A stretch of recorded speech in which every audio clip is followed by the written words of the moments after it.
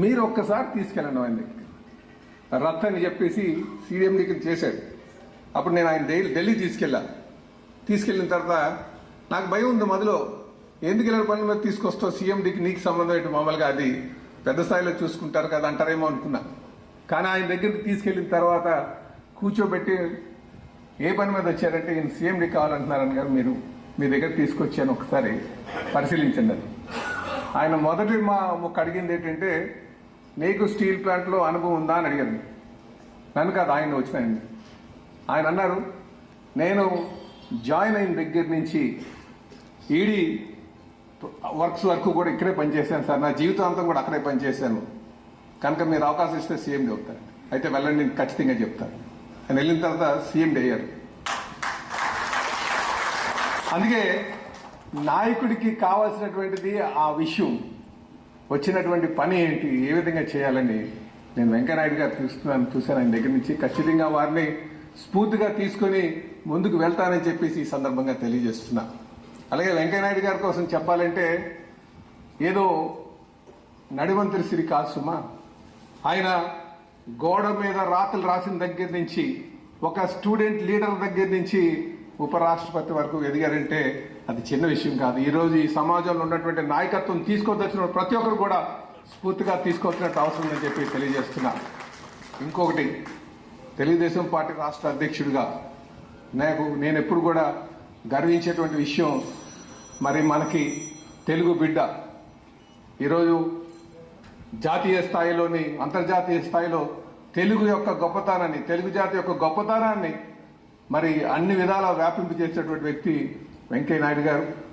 ఖచ్చితంగా మేమందరూ కూడా వారిని స్ఫూర్తిగా తీసుకుంటామని చెప్పి ఈ సందర్భంగా తెలియజేస్తూ, ఈ పుస్తకంలో మాషారం గారు అనేక విషయాలు రాశారు, అది ప్రతి ఒక్కరు కూడా చదవాలని చెప్పేసి ఈ సందర్భంగా తెలియజేస్తున్నా. ఏదో నాయకత్వం, ఈరోజు నాయకత్వం ఎలా ఉందంటే కక్షలు, కార్పణ్యాలు, ఒక ప్రత్యర్థుల్లాగా చూడట్లే. ఈరోజు ఉన్నటువంటి రాజకీయ పరిస్థితులు కేవలం శత్రువుల్లాగా చూసేటువంటి పరిస్థితి ఉంది. ఒకసారి ఆ పుస్తకం చదివితే ఏ విధంగా మనం ఒక ప్రజా జీవితంలో నడుచుకోవచ్చు, ఒక నాయకుడిని ఏ విధంగా అనుకరించవచ్చు అన్న విషయాన్ని చాలా క్లియర్గా అందులో ఉంది. కనుక ప్రతి ఒక్కరు కూడా ఆ పుస్తకాన్ని చదవండి అని చెప్పి తెలియజేస్తున్నా. ఇంకా ముగించే ముందు ఇంకో మాట, అందరూ భారతీయ జనతా పార్టీకి సంబంధించిన వ్యక్తి వెంకయ్యనాయుడు గారు అంటే ఆయన హిందుత్వం ఏమో అనుకుంటారు చాలా మంది. కానీ మన ఉనికిని ఎక్కడో కూడా పోకుండా ఒక సెక్యులర్ లీడర్గా పేరుగాంచినటువంటి వ్యక్తి. ఖచ్చితంగా అది ఈ రాష్ట్రానికి, దేశానికి కావాల్సినటువంటిది. కనుక ప్రతి ఒక్కరు కూడా మనం ఆ భావజాలాన్ని ఆయన ఒక ఆలోచనను మనం తీసుకెళ్లాల్సినటువంటి అవసరం ఉంది, ముందుకు వెళ్లాల్సినటువంటి అవసరం ఉందని చెప్పి ఈ సందర్భంగా తెలియజేస్తూ, మరి నాకు ఈ పుస్తక ఆవిష్కరణ కార్యక్రమంలో మాట్లాడేటువంటి గొప్ప అవకాశం ఇచ్చినందుకు ఈ ఆర్గనైజర్స్ అందరికీ కూడా పేరు పేరున నేను నమస్కారాలు తెలియజేసుకుంటూ, వారిని నేను స్ఫూర్తిగా తీసుకుని ముందుకు వెళ్తాను ప్రజా జీవితంలో అని చెప్పి తెలియజేస్తూ సెలవు తీసుకుంటున్నాను. నమస్కారం. Thank you sir, thank you very much. ఇప్పుడు భారతదేశ పూర్వ ఉపరాష్ట్రపతి వెంకయ్య నాయుడు గారి చేతుల మీదుగా వెంకయ్య నాయకుడు అనే పుస్తకాన్ని ఆవిష్కరిద్దాం. వారి చేతుల మీదుగా వేదికలు అలంకరించిన అతిథులందరికీ కూడా ఆ పుస్తకాన్ని ప్రజెంట్ చేయవలసిందిగా అభ్యర్థిస్తున్నాను. Shri Chintakayala Patrudu garu, speaker AP assembly, home minister Shrimati Vangalapudi Anitha garu, అదేవిధంగా కలిసి అప్పలనాయుడు గారు, అదేవిధంగా తెలుగుదేశం పార్టీ రాష్ట్ర అధ్యక్షులు శ్రీ పల్లా శ్రీనివాసరావు గారు, గణబాబు గారు, అదేవిధంగా ఎంపీ శ్రీభరత్ గారు,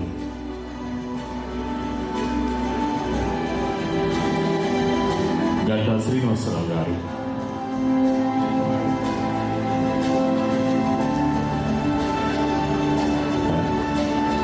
విష్ణుకుమార్ రాజు గారు, అదేవిధంగా వంశీకృష్ణ శ్రీనివాస్ యాదవ్ గారు,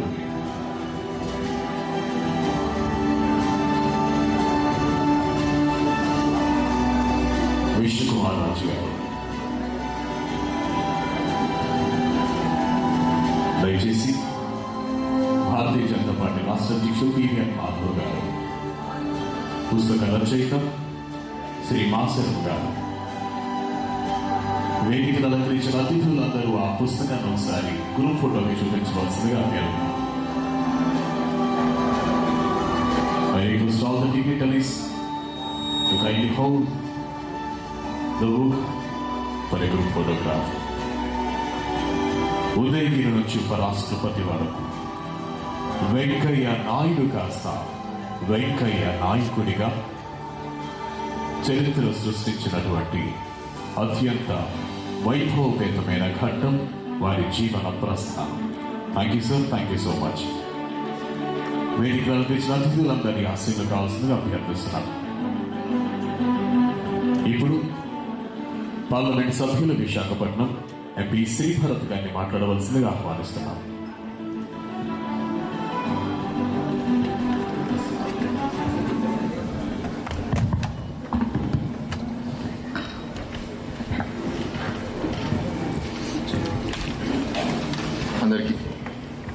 అందరికీ నమస్కారం అండి.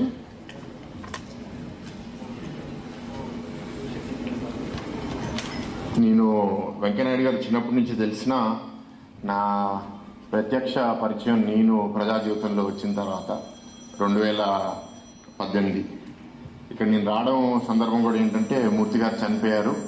నేను అప్పుడు యూనివర్సిటీ ప్రెసిడెంట్ అయ్యాను. దాని తర్వాత పోటీ చేయాలనే ఆలోచన కూడా వచ్చింది. అయితే ఇద్దరు తాతల దగ్గర పెరిగాను కాబట్టి కొంత మొండోడిని, కొంత ధైర్యం కూడా ఉంది. కానీ నాకు యాక్టివ్గా గైడ్ చేయడానికి అందుబాటులో ఒక నాయకుడు, ఒక పెద్దరికం ఉన్న వాళ్ళు సమాజంలో చాలా తక్కువ మంది ఉన్నారు. సో నాకు గీతంలో కూడా ఎర్లీ ఇయర్స్ కొన్ని ఇబ్బందులు వచ్చినాయి. ఇబ్బందులు వస్తే ఎక్కడికి వెళ్ళాలి, ఎందుకంటే నేను వెళ్ళే దారిలో వెళ్తుంటే అది పరిష్కారం అవ్వట్లేదు.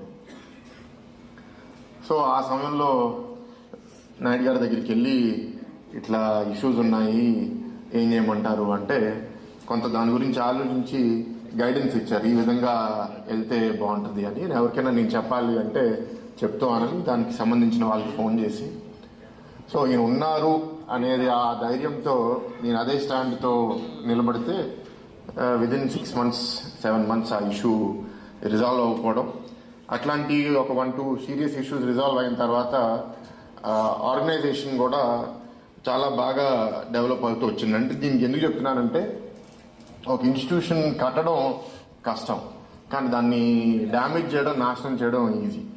సో ఆ సమయంలో చాలామంది ఏంటంటే నాకెందుకు వచ్చింది, నా పని నేను చూసుకుంటాను అనే దాంట్లో ఎక్కువ మంది ఉంటారు. కానీ ఇన్స్టిట్యూషన్ బాగుండాలి, ఇన్స్టిట్యూషన్ బాగుంటే సమాజం బాగుంటుంది అనే ఆలోచన, దానికోసం నిలబడాలనే తత్వం నాయుడు గారు లాంటి నాయకులు సమాజంలో ఉండడం తెలుగు వాళ్ళందరికీ ఒక గొప్ప అదృష్టం.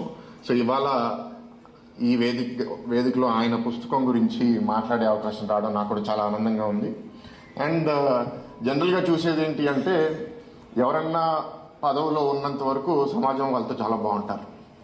కానీ ఒకసారి పదవి దిగిన తర్వాత విదిన్ 1 year 2 years ఏంటి అంటే వాళ్ళని చూడడం మానేస్తారు, పిలవడం మానేస్తారు. కానీ నాయుడు గారు ఆయన ఉన్న పవర్లో లేకపోయినా ఎప్పుడు ఏంటి అంటే కన్సిస్టెన్సీ, చెప్పే మాట చేసే పని ఒకటే ఉండడము, హుందాగా ఉండడము, అండ్ భయపడరు. ఇది తప్పు అంటే తప్పు అని చెప్పడం. దానివల్ల ఏంటంటే ఇప్పటికీ మేము ఎక్కడికి వెళ్ళినా సరే ఢిల్లీలో నాయుడు గారు ఫోన్ చేశారు అంటే ఆ రెస్పాన్సు, ఆ రెస్పెక్ట్ చూస్తుంటే నాయకుడు అంటే ఇట్లా ఉండాలి అనేది నాకు అనిపిస్తుంది. బికాజ్ చాలామందిని చూస్తాం ప్రజా జీవితంలో ఏంటంటే పైన ఒక మాట, బయట ఒక మాట, లేకపోతే పవర్లో ఉన్నప్పుడు ఒకలాగా చేయడము, పవర్ లేకపోతే ఇంకోలాగా చేయడం అనేది చాలామందిని చూస్తాము. కానీ ఇట్లాంటి నాయకులు ఏంటి అంటే కన్సిస్టెన్సీ, ఇది కుదరదు అంటే కుదరదు. సో అది ఇవాళ ఈ పుస్తకం ఆయన జీవితం సెలబ్రేట్ చేయడమే కాదు, భావితరాల కోసం ఒక ఇన్స్పిరేషన్. ఏంటంటే ఒక లీడర్ సక్సెస్ఫుల్ అయ్యాడు అంటే ఆ లీడర్ని చూసి ఇంకో 10 మంది తయారవుతే అది సమాజానికి ఇంకా మంచితనం అనేది కంటిన్యూ అవుతుంది. కాబట్టి వేదికలో ఉన్న మేమందరమే కాదు, వేదిక ముందున్న వాళ్ళు, మీడియా మిత్రుల ద్వారా యువకులు ప్రత్యేకంగా ఇన్స్పిరేషన్ తీసుకోవాలి. ఎందుకంటే ఇవాళ కాలం అంతా షార్ట్ కట్స్ అయిపోయినాయి. కష్టపడి పనిచేయాలి, ఒకటే పార్టీ, ఒకటే నినాదంతో ఇన్నేళ్లు పనిచేయాలనేది ఎవరిలో కనపడట్లేదు. సో ఇవాళ ఇట్లాంటి ఒక గొప్ప నాయకుడిని సెలబ్రేట్ చేసుకోవడం నాకు చాలా ఆనందంగా ఉంది. థ్యాంక్ యూ నాయుడు గారు for giving me this opportunity. And ఇంకా మాట్లాడాలని ఉంది. ఫస్ట్ వేదికలో చాలా మంది మాట్లాడాలి. నెక్స్ట్ నాకు ఫ్లైట్ ఉంది కాబట్టి నేను రిక్వెస్ట్ చేశాను, please allow me to speak early అని. So thank you for this opportunity and I look forward to your continued guidance Naidu garu, and I know that it will be there. Thank you so much. Thank you sir, thank you very much. MP Sribharat గారికి హృదయపూర్వక ధన్యవాదాలు తెలియజేస్తున్నాను. తెలుగు వారి అవధాన విద్యకు ఆద్యులు కొబ్బరపు కవలు గారి మానవులు శ్రీ మాశర్మ గారు రచించినటువంటి వెంకయ్య నాయకుడు గాగర్ మే సాగర్ భర్న, విస్తారమైన సముద్రాన్ని ఒక మట్టి కొండలో తీసుకొచ్చినట్టు, అద్దంలో పర్వతాన్ని చూపించినట్టు వెంకయ్య నాయుడు గారి మహోన్నత జీవితాన్ని ఒక పుస్తకంలో రచించినటువంటి రచయిత శ్రీ మాశర్మ గారిని పుస్తకం గురించి మాట్లాడవలసిందిగా ఆహ్వానిస్తున్నాను.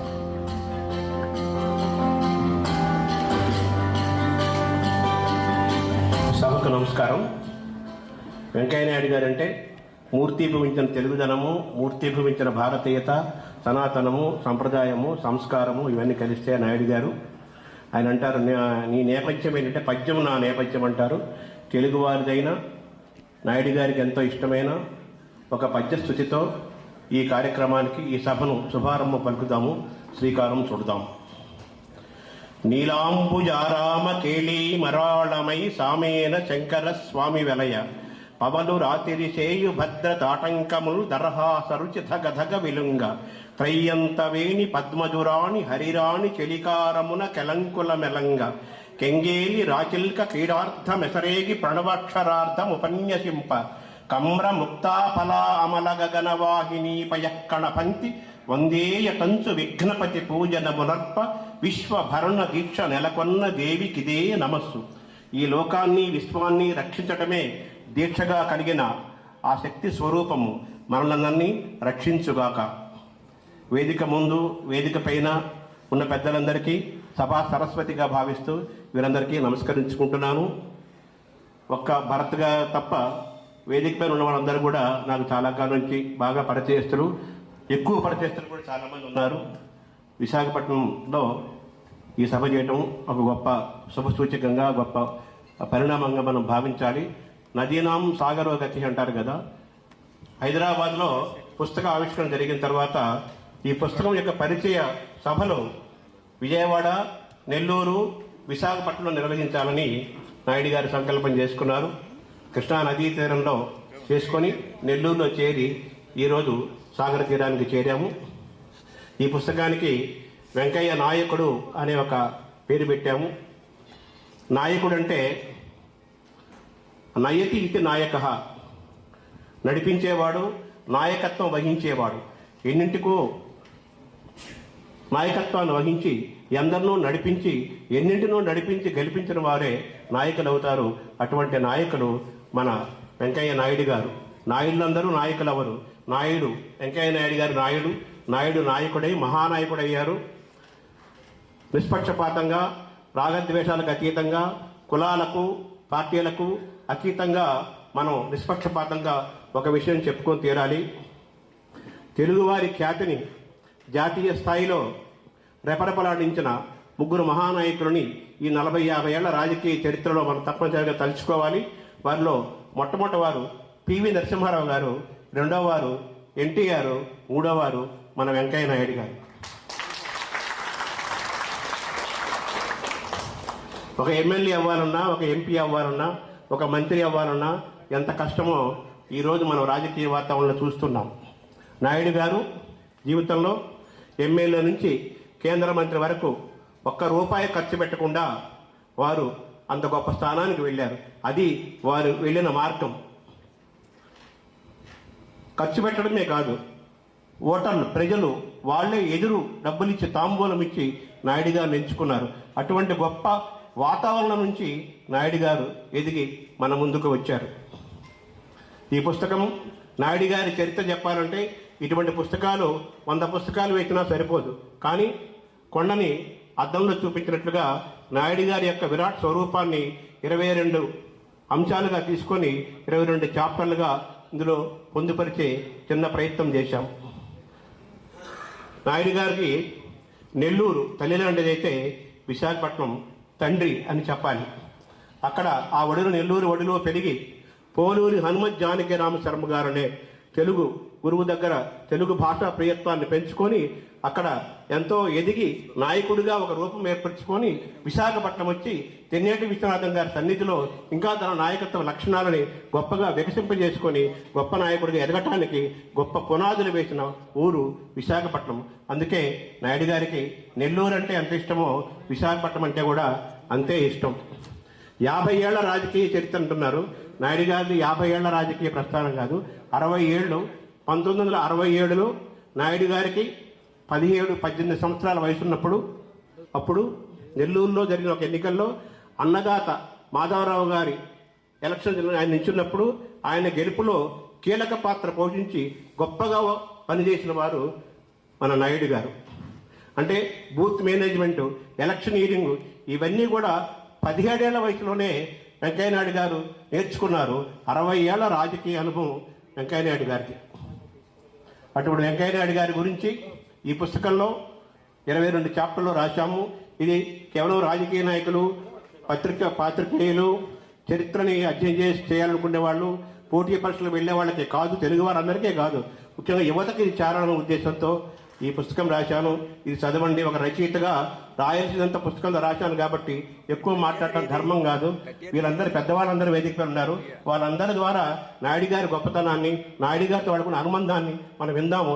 ఈ పుస్తకం చదవండి, నన్ను ఆశీర్వదించండి. నమస్కారం. థ్యాంక్ యూ మాస్టర్ గారు. దయచేసి ఈ పుస్తకాలన్నీ కూడా వెంకయ్య నాయకుడు అనే పుస్తకాలు ఇక్కడ అంతా అవైలబుల్ గా ఉన్నాయి. దయచేసి వచ్చిన వాళ్ళందరూ దాన్ని సద్వినియోగం చేసుకోవాల్సిందిగా అభ్యర్థన. ఇప్పుడు విశాఖపట్నం పశ్చిమ నియోజకవర్గ శాసనసభ్యులు government whip Shri T Ganababu గారిని మాట్లాడవలసిందిగా ఆహ్వానిస్తున్నాం. సభకు నమస్కారం. పెద్దలు వెంకయ్యనాయుడు గారి గురించి వారి ముందు మాట్లాడేటువంటి ఒక అరుదైన అవకాశం విశాఖ నేతలకు వచ్చిందని అనుకోవాలి. శర్మ గారికి ప్రత్యేకంగా అభినందనలు. నిజానికి ఇలాంటి సమావేశం 5 గంటలకని చెప్తే 5 గంటలకే నేతలందరూ వచ్చారంటే ఇది సమయపాలనకి వెంకయ్యనాయుడు గారు ఎంత ప్రాధాన్యత ఇస్తారో దానికి అందరం తెలుసు. కాబట్టి సభలో ఉండే వాళ్ళందరం కూడా ఇక్కడ హాజరయ్యామనేటువంటిది నా భావన. అందరూ చాలా ప్రత్యేకతలు ఉన్నటువంటి వ్యక్తి. ఇప్పుడే ఏవి చూసాం, పుస్తకాన్ని అందరం కూడా చదవబోతున్నాం. ఒక విశిష్టమైనటువంటి వ్యక్తిత్వం. చిన్న గ్రామం నుంచి జాతీయ స్థాయిలో, ప్రపంచ స్థాయిలో కూడా గుర్తింపు పొందినటువంటి వ్యక్తి మరి వెంకయ్య నాయుడు గారు. వేషధారణ నుంచి, భాష నుంచి అన్నీ కూడా అలవర్చుకోవాల్సినటువంటి వ్యక్తిత్వం. ముఖ్యంగా ఎన్నికైనటువంటి తొలి రోజుల్లో శాసనసభ్యులు కానీ, పార్లమెంటు సభ్యులు కానీ ఏదైనా తెలుసుకోవాలి, ఎవరివైనా ప్రసంగాలు వినాలి, చూడాలి అని అంటే మొదటి 5 వ్యక్తుల్లో వెంకయ్యనాయుడు గారి ప్రసంగాలే ఉంటాయి అనడంలో. ఎందుకంటే నేను కూడా చట్టసభల్లో ఎంపికైనటువంటి తొలి రోజుల్లో మాట్లాడుకునేటప్పుడు అంత స్పాంటేనియస్గా, సమయస్ఫూర్తితో పాటు మరి వారి తల్లిగారిని కూడా ఇక్కడ ఏం వసపోసి పెంచారో కానీ అనర్గళంగా ఆ సమయస్ఫూర్తితో మాట్లాడే ప్రతి మాటలు కూడా ఇప్పుడంటే మా నాయకులందరూ కూడా చప్పట్లు గుట్టించుకోవడానికి పదే ఏదో చెప్తా ఉంటాం. కానీ ఏమీ అవ్వకుండా అనేక రకాలుగా ప్రజల అభినందనలు, చప్పట్లతో హోరెత్తేటువంటి సభల్లో వారి ప్రసంగాలు చూసాం, విన్నాం.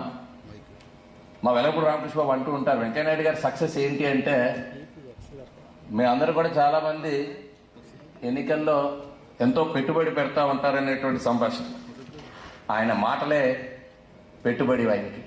అలాంటి మాటలతో అత్యున్నత రాజ్యసభలో 4 సార్లు ఎంపిక అవడమే కాకుండా ఆ సభలో కూర్చున్న వ్యక్తి సభకి చైర్మన్గా వ్యవహరించడం అనేటువంటిది చాలా అరుదుగా జరిగినటువంటి సంఘటనలైనా పూర్తి అన్ని రకాల అర్హతలు ఉన్నటువంటి వ్యక్తి, ముఖ్యంగా మన తెలుగువాడు కావడం మనందరం కూడా గర్వించదగినటువంటి విషయం అని చెప్పి ఈ సందర్భంగా మనవి చేసుకుంటూ, నాకు కూడా కొద్దిపాటి పరిచయం, నేను కూడా ఆయనకు ఉండేటువంటి ప్రయారిటీస్ కూడా అత్యంత ప్రాధాన్యతలు జనరల్గా రాజకీయ నాయకులకో లేకపోతే ప్రభుత్వాలకో ఓట్లు వచ్చేటువంటి అంశాలు లేకపోతే ఇతరత్ర అంశాలకు ఎక్కువగా ప్రాధాన్యత ఇస్తూ ఉంటారు. కానీ ఆయనకు ఉండేటువంటి ఆలోచన విధానం విభిన్నంగా ఉండేటువంటి ఆలోచనలు ప్రతిదీ కూడా ఒక స్పోర్ట్స్ విషయంలో నేను చాలాసార్లు 2-3 సార్లు కలవడం జరిగింది. ఒక డైరెక్టర్ జనరల్ స్పోర్ట్స్ని కూడా గూడూరులో ఒక ట్రస్ట్ పెడితే వారు ప్రత్యేకంగా వారిని అక్కడ పంపించి, అంటే రాష్ట్రాల వైపు ఎప్పుడు కూడా కంట్రీ హెడ్స్ రారు, అలాంటిది ఆయన ప్రాధాన్యత వాటికి కూడా ఇప్పించడం కాకుండా వెంటనే ఏ రకమైనటువంటి స్పోర్ట్స్ యాక్టివిటీస్ కూడా ఆయన సపోర్ట్ అనేటువంటిది ఇవ్వడం అనేటువంటిది జరిగింది. అంటే ఇది ఎందుకు చెప్తున్నానంటే, ఒక నెగ్లెక్టెడ్ ఏజెన్సీస్ని కూడా మరలా వాటిని కూడా యాక్టివ్ రోల్లోకి తీసుకురావాలనేటువంటి ఆలోచనతో వారు ముందుకెళ్ళారు. ఏదేమైనా వారిలో ఉండేటువంటి కొన్ని పైన మేమందరం కూడా అలవర్చుకోవడానికి ప్రయత్నం చేయాలని రాజకీయ నాయకులుగా లేకపోతే ఇతరత్ర ప్రజానీకం కూడా అందరూ కూడా, ఎందుకంటే కొన్ని కఠినంగా ఉండేటువంటి అంశాలు అయినప్పటికీ కూడా వారు పెట్టుకున్నటువంటి ఏ రకమైనటువంటి నిబంధనలైనా అవి కొన్ని కఠినమైన అవి మాత్రం డెఫినెట్గా శాశ్వతంగా అవే రాబోయే తరాలకు కూడా అనుసరణీయంగా ఉండాలని చెప్పి మనస్ఫూర్తిగా కోరుకుంటూ, వెంకయ్య నాయుడు గారి ఈ పుస్తక పరిచయ కార్యక్రమం విశాఖలో వేదిక కావడం కూడా చాలా ఆనందంగా ఉంది. మా నాయుడు గారిని మొట్టమొదటి ప్రసంగాలు నేను 70 మా నాన్నగారు కూడా సమితి ప్రెసిడెంట్గా ఉండేటి కాలం గోపాలపట్నంలో సింహాచలం రైల్వే స్టేషన్ దగ్గర ఒక సభ జరిగితే అప్పటికి స్టూడెంట్ యూనియన్ లీడర్గా ఉన్నాను. నేను స్టూడెంట్ లీడర్గా ఉండేటప్పటికే నేను పొట్ల, కానీ వారి మాటలు అప్పటి యంగ్ లీడర్గా చేసిన ప్రసంగాలు ఆ తర్వాత జనరేషన్ మా పెద్దలు అందరూ కూడా ఎప్పుడూ చెప్పుకునేటువంటి పరిస్థితుల్లో మేము విన్నామంటే శాశ్వతమైనటువంటి మరి వారి ప్రసంగాలు ప్రజల్లో నిలిచిపోయాయి అనేటువంటి దానికి అది నిదర్శనం. అది రాష్ట్ర వ్యాప్తంగా కాదు, దేశవ్యాప్తంగా వారి ప్రసంగాలు అంతగా ఆకట్టుకుని ప్రజల్ని మరి చైతన్యపరిచేటువంటి పరిస్థితి వచ్చింది. ఈయన ఒక భారతీయ జనతా పార్టీకే ఒక అసెట్గా నిలవడమే కాదు, మన ఆంధ్ర రాష్ట్రానికి కూడా ఒక పెద్ద ఆస్తిగా మన అందరూ కూడా భావించాలని చెప్పి తెలియజేస్తూ నాకు ఈ అవకాశం ఇచ్చినందుకు నా ధన్యవాదాలు. Thank you sir, thank you so much. Ganababu గారు మాటను కోట్ చేస్తూ వెంకయ్య నాయుడు గారు టైంకి ఎంత పంక్చువాలిటీ ఇస్తారంటే, నేను ఒక సందర్భంలో ఆయన కలిసే సదవకాశం జరిగినప్పుడు, అంకుల్ మీరు రాకముందు ఏవి సార్ అన్ని క్లీన్ చేసేస్తాం, మీరు కొంచెం మెల్లగా రండి అంటే, నా కోసం ఇక్కడ చేస్తున్నారు 4:55 కల్లా ఎవరు వచ్చినా నేను అక్కడ ఉంటానని చెప్పారు. ఆయన వైస్ ప్రెసిడెంట్ క్యాడర్ మనిషి కదా, నిజంగా 4:55 వస్తే ఎవరు రాకపోతే బాగుంది అనుకున్నాను. మనం ఎవ్వరూ రాలేదు. మనందరికన్నా ముందు చెప్పిన టైంకి 4:55 వచ్చి ఇక్కడ కూర్చున్న పంక్చువాలిటీ కలిగినటువంటి విశిష్ట వ్యక్తి వెంకయ్య నాయుడు గారు. ఆ తరాలకి కాదు, తరాలు మారే కొద్దీ జెన్జీ వంటి మాలాంటి జనరేషన్స్ కూడా పంక్చువాలిటీ అంటే వెంకయ్య నాయుడు గారు తెలిసేలా వారి ప్రవర్తనే నిలువెత్తు పుస్తకాలా నిలిచింది. ఈ ఇస్ మూవింగ్ ఎన్సైక్లోపీడియా.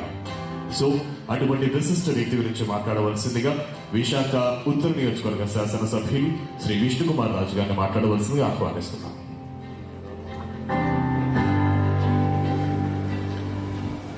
అందరికీ నమస్కారం. గౌరవనీయులు భారతదేశ మాజీ ఉపరాష్ట్రపతి వర్యులు వెంకయ్యనాయుడు గారి గురించి కానీ ఆయన ముందు మాట్లాడే అర్హత మాకు లేనప్పటికీ కూడా మమ్మల్ని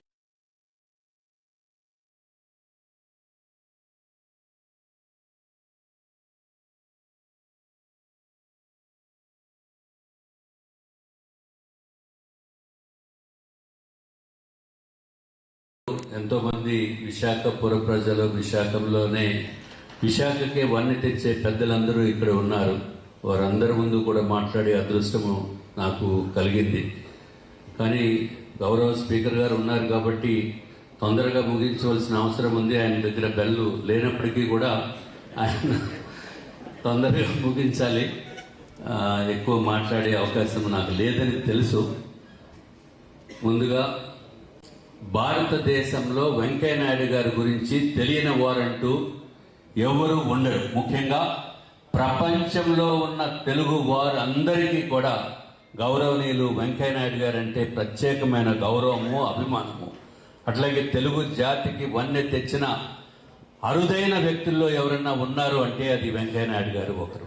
కాబట్టి ఆయన్ని మన విశాఖ వాసిగా, బయట ఇతర జిల్లాలో పుట్టినప్పటికీ కూడా వెంకయ్య నాయుడు గారు అంటే విశాఖ వాసి అనే భావన విశాఖపట్నంలో ఉన్న వారందరికీ ఉంది. ఆంధ్ర రాష్ట్రంలో ఉన్న ప్రతి ఒక్కరూ గర్వపడే విషయం ఏంటంటే వెంకయ్య నాయుడు గారు మా తెలుగు బిడ్డ, మా తెలుగు పెద్ద ఆయన. ఆయన నిజంగా ఏదైతే ఉపరాష్ట్రపతిగా ఉంటూ రాజ్యసభ సభని నిర్వహించే క్రమంలో ఎప్పుడు కూడా నేను చూసేవాడిని. మ్యాక్సిమం టైము వారు సభలో కూర్చున్నప్పుడు ఎంత బ్రహ్మాండంగా నిర్వహించారంటే అత్యంత అద్భుతంగా నిర్వహణ చేసేవారు. అట్లాగే మా గౌరవనీయులు అయ్యన్న పాత్రుడు గారు కూడా మన ఆంధ్ర రాష్ట్రంలో ఉన్న సభను కూడా ఆ విధంగానే నిర్వహిస్తున్నారు. చాలా సంతోషదాయకమైన విషయం. ఇద్దరు లోక్సభలో స్పీకర్గా ఉంటూ, చైర్మన్గా ఉంటూ, అట్లాగే మన అసెంబ్లీలో కూడా స్పీకర్గా ఉన్న అయ్యన్న పాత్రుడు గారు పక్కనే చూడటం అనేది చాలా అరుదైన విషయము, చాలా అదృష్టంగా భావిస్తూ, అట్లాగే ఒక్క విషయం చెప్పాలి. ఏదైతే గౌరవనీయులు వెంకయ్య నాయుడు గారు 2014 నుంచి కొన్ని సంవత్సరాలు పట్టణాభివృద్ధి శాఖ మంత్రివర్యులుగా ఉన్నప్పుడు నేను ఎమ్మెల్యేగా ఉన్నాను 2014 నుంచి 19 వరకు. తర్వాత 19లో మేము కంటెస్ట్ చేసాము, ఓడిపోయాము. మళ్ళీ 2024లో మళ్ళీ కంటెస్ట్ చేసి ఇప్పుడు ప్రస్తుతం ఎమ్మెల్యేగా ఉన్నాం. అట్లాగే 2014 నుంచి ఎప్పుడైతే ప్రధానమంత్రి నరేంద్ర మోడీ గారు ప్రధానమంత్రి ఆవాస్ యోజన అని చెప్పి పిఎంఏవై హౌసింగ్ ఏర్పాటు చేశారో, ప్రతి ఒక్కరికి కూడా భారతదేశంలో ఉన్న వారికి ఇల్లు లేని వారంటూ ఉండకూడదనే ఉద్దేశంతో ఒక అత్యంత అద్భుతమైన పథకాన్ని తీసుకువచ్చిన తర్వాత ఆ పథకాన్ని అమలు చేసే బాధ్యత గౌరవనీయులైన వెంకయ్య నాయుడు గారికి ఆ మంత్రిత్వ శాఖకి ఉంది. అప్పుడు ఆంధ్ర రాష్ట్రానికి గౌరవ వెంకయ్య నాయుడు గారు 196,000 ఇళ్ళు ఒక్క సింగిల్ ఫస్ట్ ఫేజ్ లో శాంక్షన్ చేయటం అంటే భారతదేశంలో ఏ రాష్ట్రానికి చేయనటువంటి గొప్ప మేలు చేసిన వ్యక్తి గౌరవనీయులు వెంకయ్య నాయుడు గారు. అనుకోకుండా నేను అప్పుడు ఆవేళ అనౌన్స్మెంట్ చేసినప్పుడు నేను సార్ దగ్గర ఉండటం జరిగింది. సార్, ఇంత పెద్ద ఎత్తున మీరు ఒకేసారి అనౌన్స్మెంట్ అంటే మనం చెయ్యాలి కదా, మనకు అవకాశం ఉన్నప్పుడు మనం చెయ్యాలి కదా అన్న మాట ఆంధ్ర రాష్ట్రానికి ఆయనకి ప్రత్యేకమైన అభిమానం టెక్నికల్ గా ఉన్నప్పటికీ కూడా ఆంధ్ర రాష్ట్రం పైన ఉన్న ప్రత్యేక అభిమానం వెంకయ్య నాయుడు గారు చూపించడం అనేది మనం అందరం కూడా గర్వించవలసిన విషయంగా నేను తెలియచేసుకుంటూ, వారికి ఆ భగవంతుడు ఆయురారోగ్యాలు ఇస్తూ మంచిగా వారంతా కూడా ఎప్పుడైనా సరే విశాఖపట్నం వచ్చినప్పుడు ఇటువంటి ఒక చిన్న ఆప్యాయతగా ఉన్న మనుషుల దగ్గర, వ్యక్తుల దగ్గర ఇటువంటి సభ నిర్వహిస్తే అందరికీ కూడా సంతోషదాయకంగా వచ్చి తమరితోటి కొంత సమయము మీ మాటలు విని మళ్ళీ మేము కూడా ఉత్తేజపరిచే పరిస్థితి, మాకు కూడా ఉత్తేజం వచ్చే పరిస్థితి వస్తుందని చెప్పి తెలియజేసుకుంటూ నాకు ఈ అవకాశాన్ని ఇచ్చిన పెద్దలందరికీ కూడా హృదయపూర్వకమైన ధన్యవాదములు తెలియజేసుకుంటున్నాను. నమస్కారం. Thank you sir, thank you so much. ఇప్పుడు మాజీ మంత్రివర్యులు భీమిలి నియోజకవర్గ శాసనసభ్యులు శ్రీ గంటా శ్రీనివాసరావు గారిని మాట్లాడవలసిందిగా ఆహ్వానిస్తున్నాను.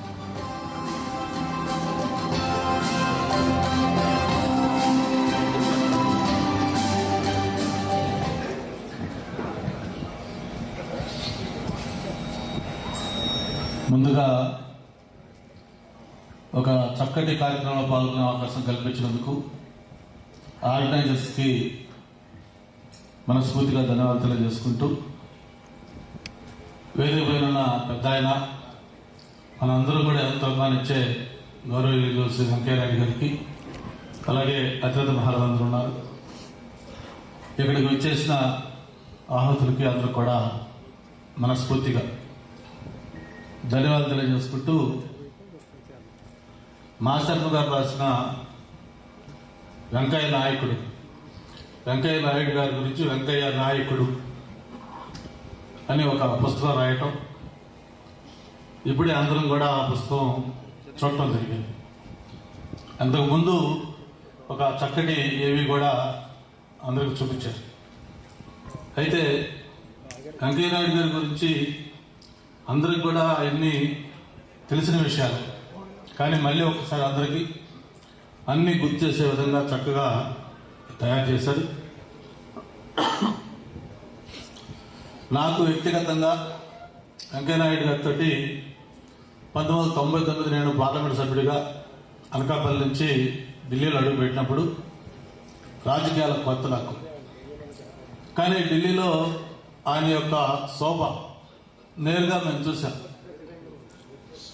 ఆ తర్వాత ప్రత్యేకించి 2014-19 రాష్ట్రం విడిపోయిన తర్వాత ఆంధ్రప్రదేశ్ రాష్ట్రానికి చాలా అన్యాయం జరిగినప్పుడు ఏదైతే ఒక రీఆర్గనైజేషన్ యాక్ట్, ఆ యాక్ట్లో అనేక అంశాలు ఆంధ్రప్రదేశ్కి ఇవ్వాలని చెప్పని పొందుపరిచినప్పుడు కూడా అవన్నీ అమలు చేయాల్సిన బాధ్యత అప్పుడు అధికారంలోకి వచ్చిన తెలుగుదేశం ప్రభుత్వం పైన ఉంది.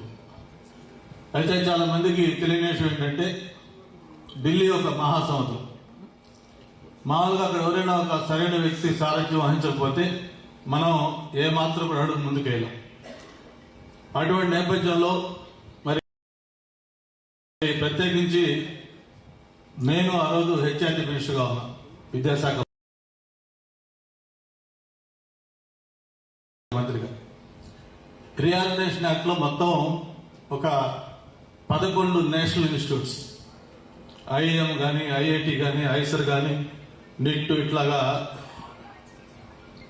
ఏదైతే నేషనల్ ఇన్స్టిట్యూట్స్ మొత్తం పొందుపరిచారో అవన్నీ కూడా ఆ 5 సంవత్సరాల్లో ఎలాగైనా ఆంధ్రప్రదేశ్లో రావాలి అనే ఒక టార్గెట్ సీఎం గారు ఇచ్చారు. సరే 1-2 సార్లు ఢిల్లీ వెళ్ళాను. వెళ్తే ఎక్కడ మొదలు పెట్టాలి, ఎవరిని కలవాలి, ఏంటి కూడా తెలిసేది కాదు.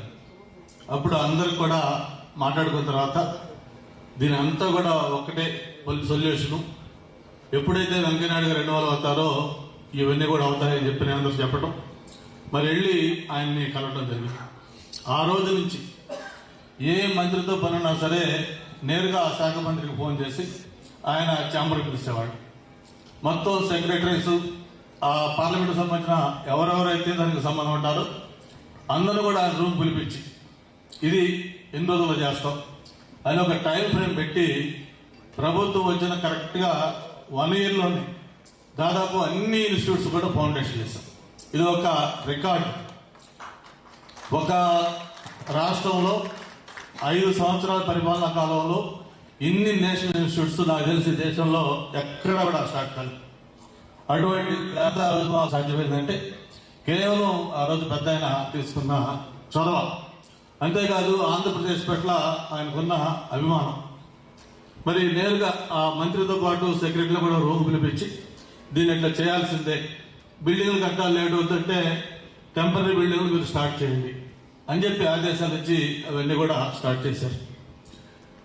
మరి అటువంటి ప్రత్యేకమైన క్వాలిటీస్ ఉన్న వ్యక్తి.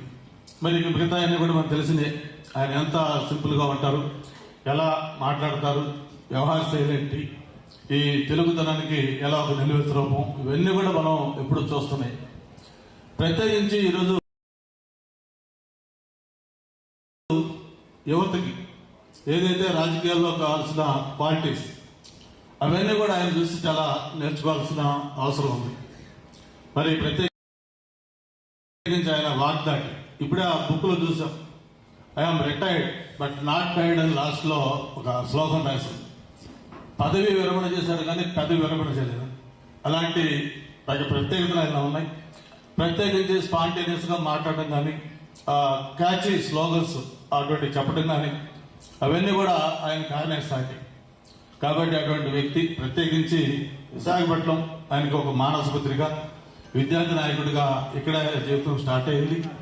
ఆంధ్ర యూనివర్సిటీలో చదువుకొని ఇక్కడ విద్యార్థి నాయకుడిగా, ఆ తర్వాత రాష్ట్ర ఎమ్మెల్యేగా, తర్వాత కేంద్రంలో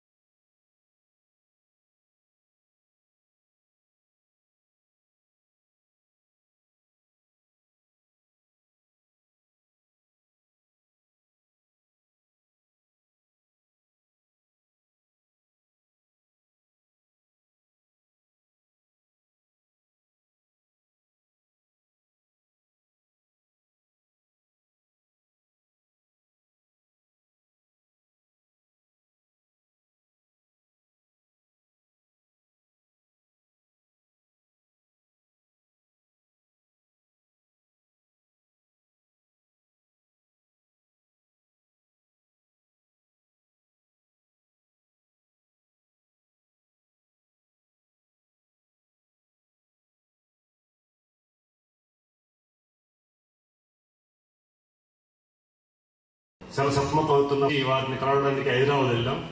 నేను, రామ్మోహన్ నాయుడు గారు, బెందాలం అశోక్ ముగ్గురు వెళ్ళేటప్పుడు వారు ఎయిర్పోర్ట్ నుంచి వస్తున్నారు. మధ్యలో మాకు మెసేజ్ వచ్చింది హోటల్లో. వారు అడిగినప్పుడు వారి పిఏతో మాట్లాడినప్పుడు మధ్యలో హోటల్లో కలుస్తాం అని 5 నిమిషాలు అని చెప్తే అక్కడికి వెళ్ళేటప్పుడు వారు ఇట్లా చెప్పాం. నేనే లీడ్ చేసుకొని, సార్ తండ్రి లేని బిడ్డ సార్, మీ ఆశీర్వాదం కావాలి. అక్కడ తెలుగుదేశం క్యాడర్ అంతా ఉన్నారు, వారు అల్లరి చేస్తున్నారు.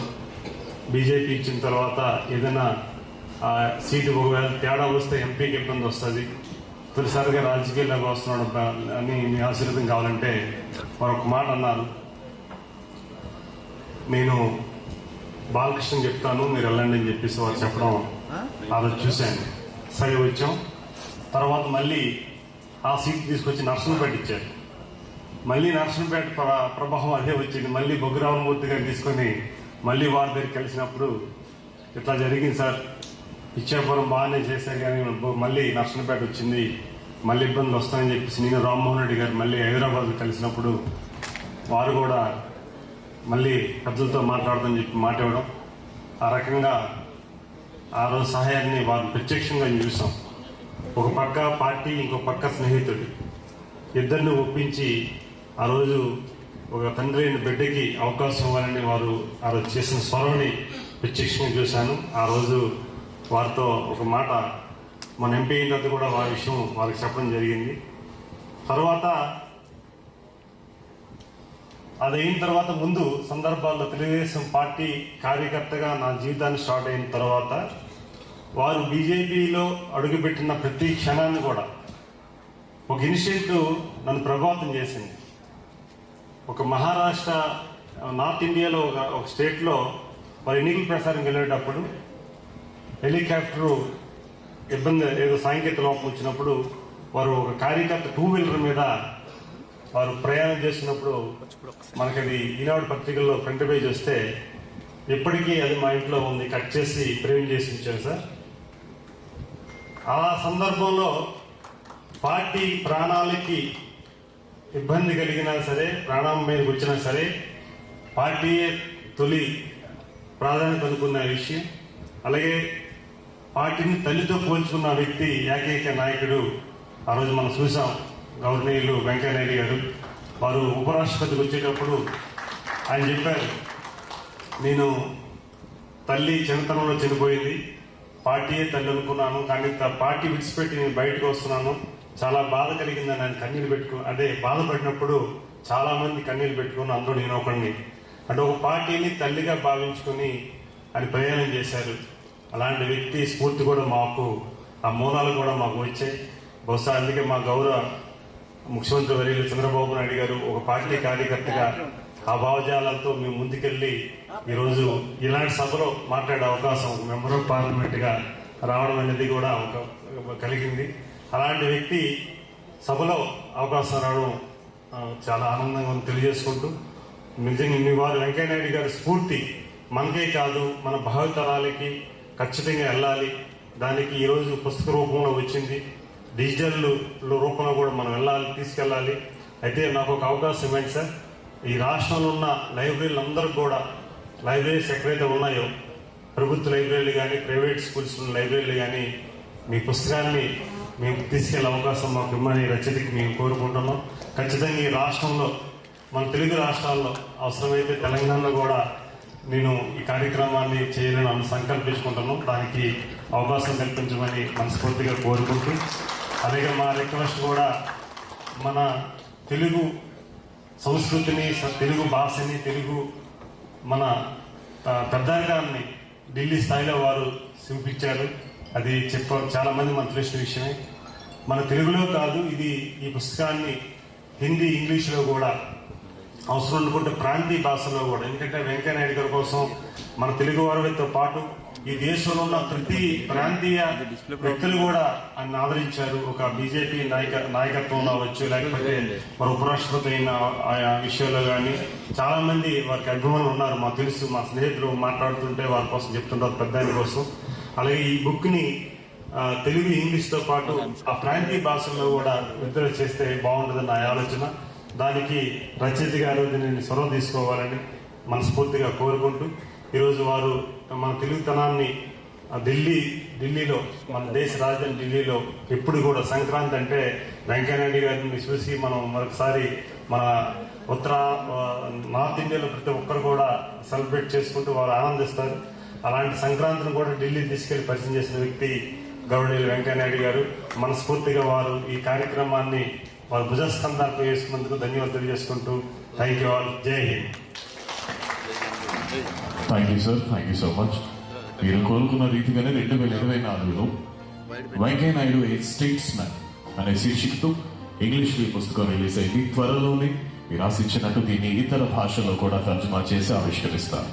ఇప్పుడు భారతీయ జనతా పార్టీ రాష్ట్ర అధ్యక్షులు శ్రీ వివిఎన్ మాధవ్ గారిని మాట్లాడవలసిందిగా ఆహ్వానిస్తున్నాం.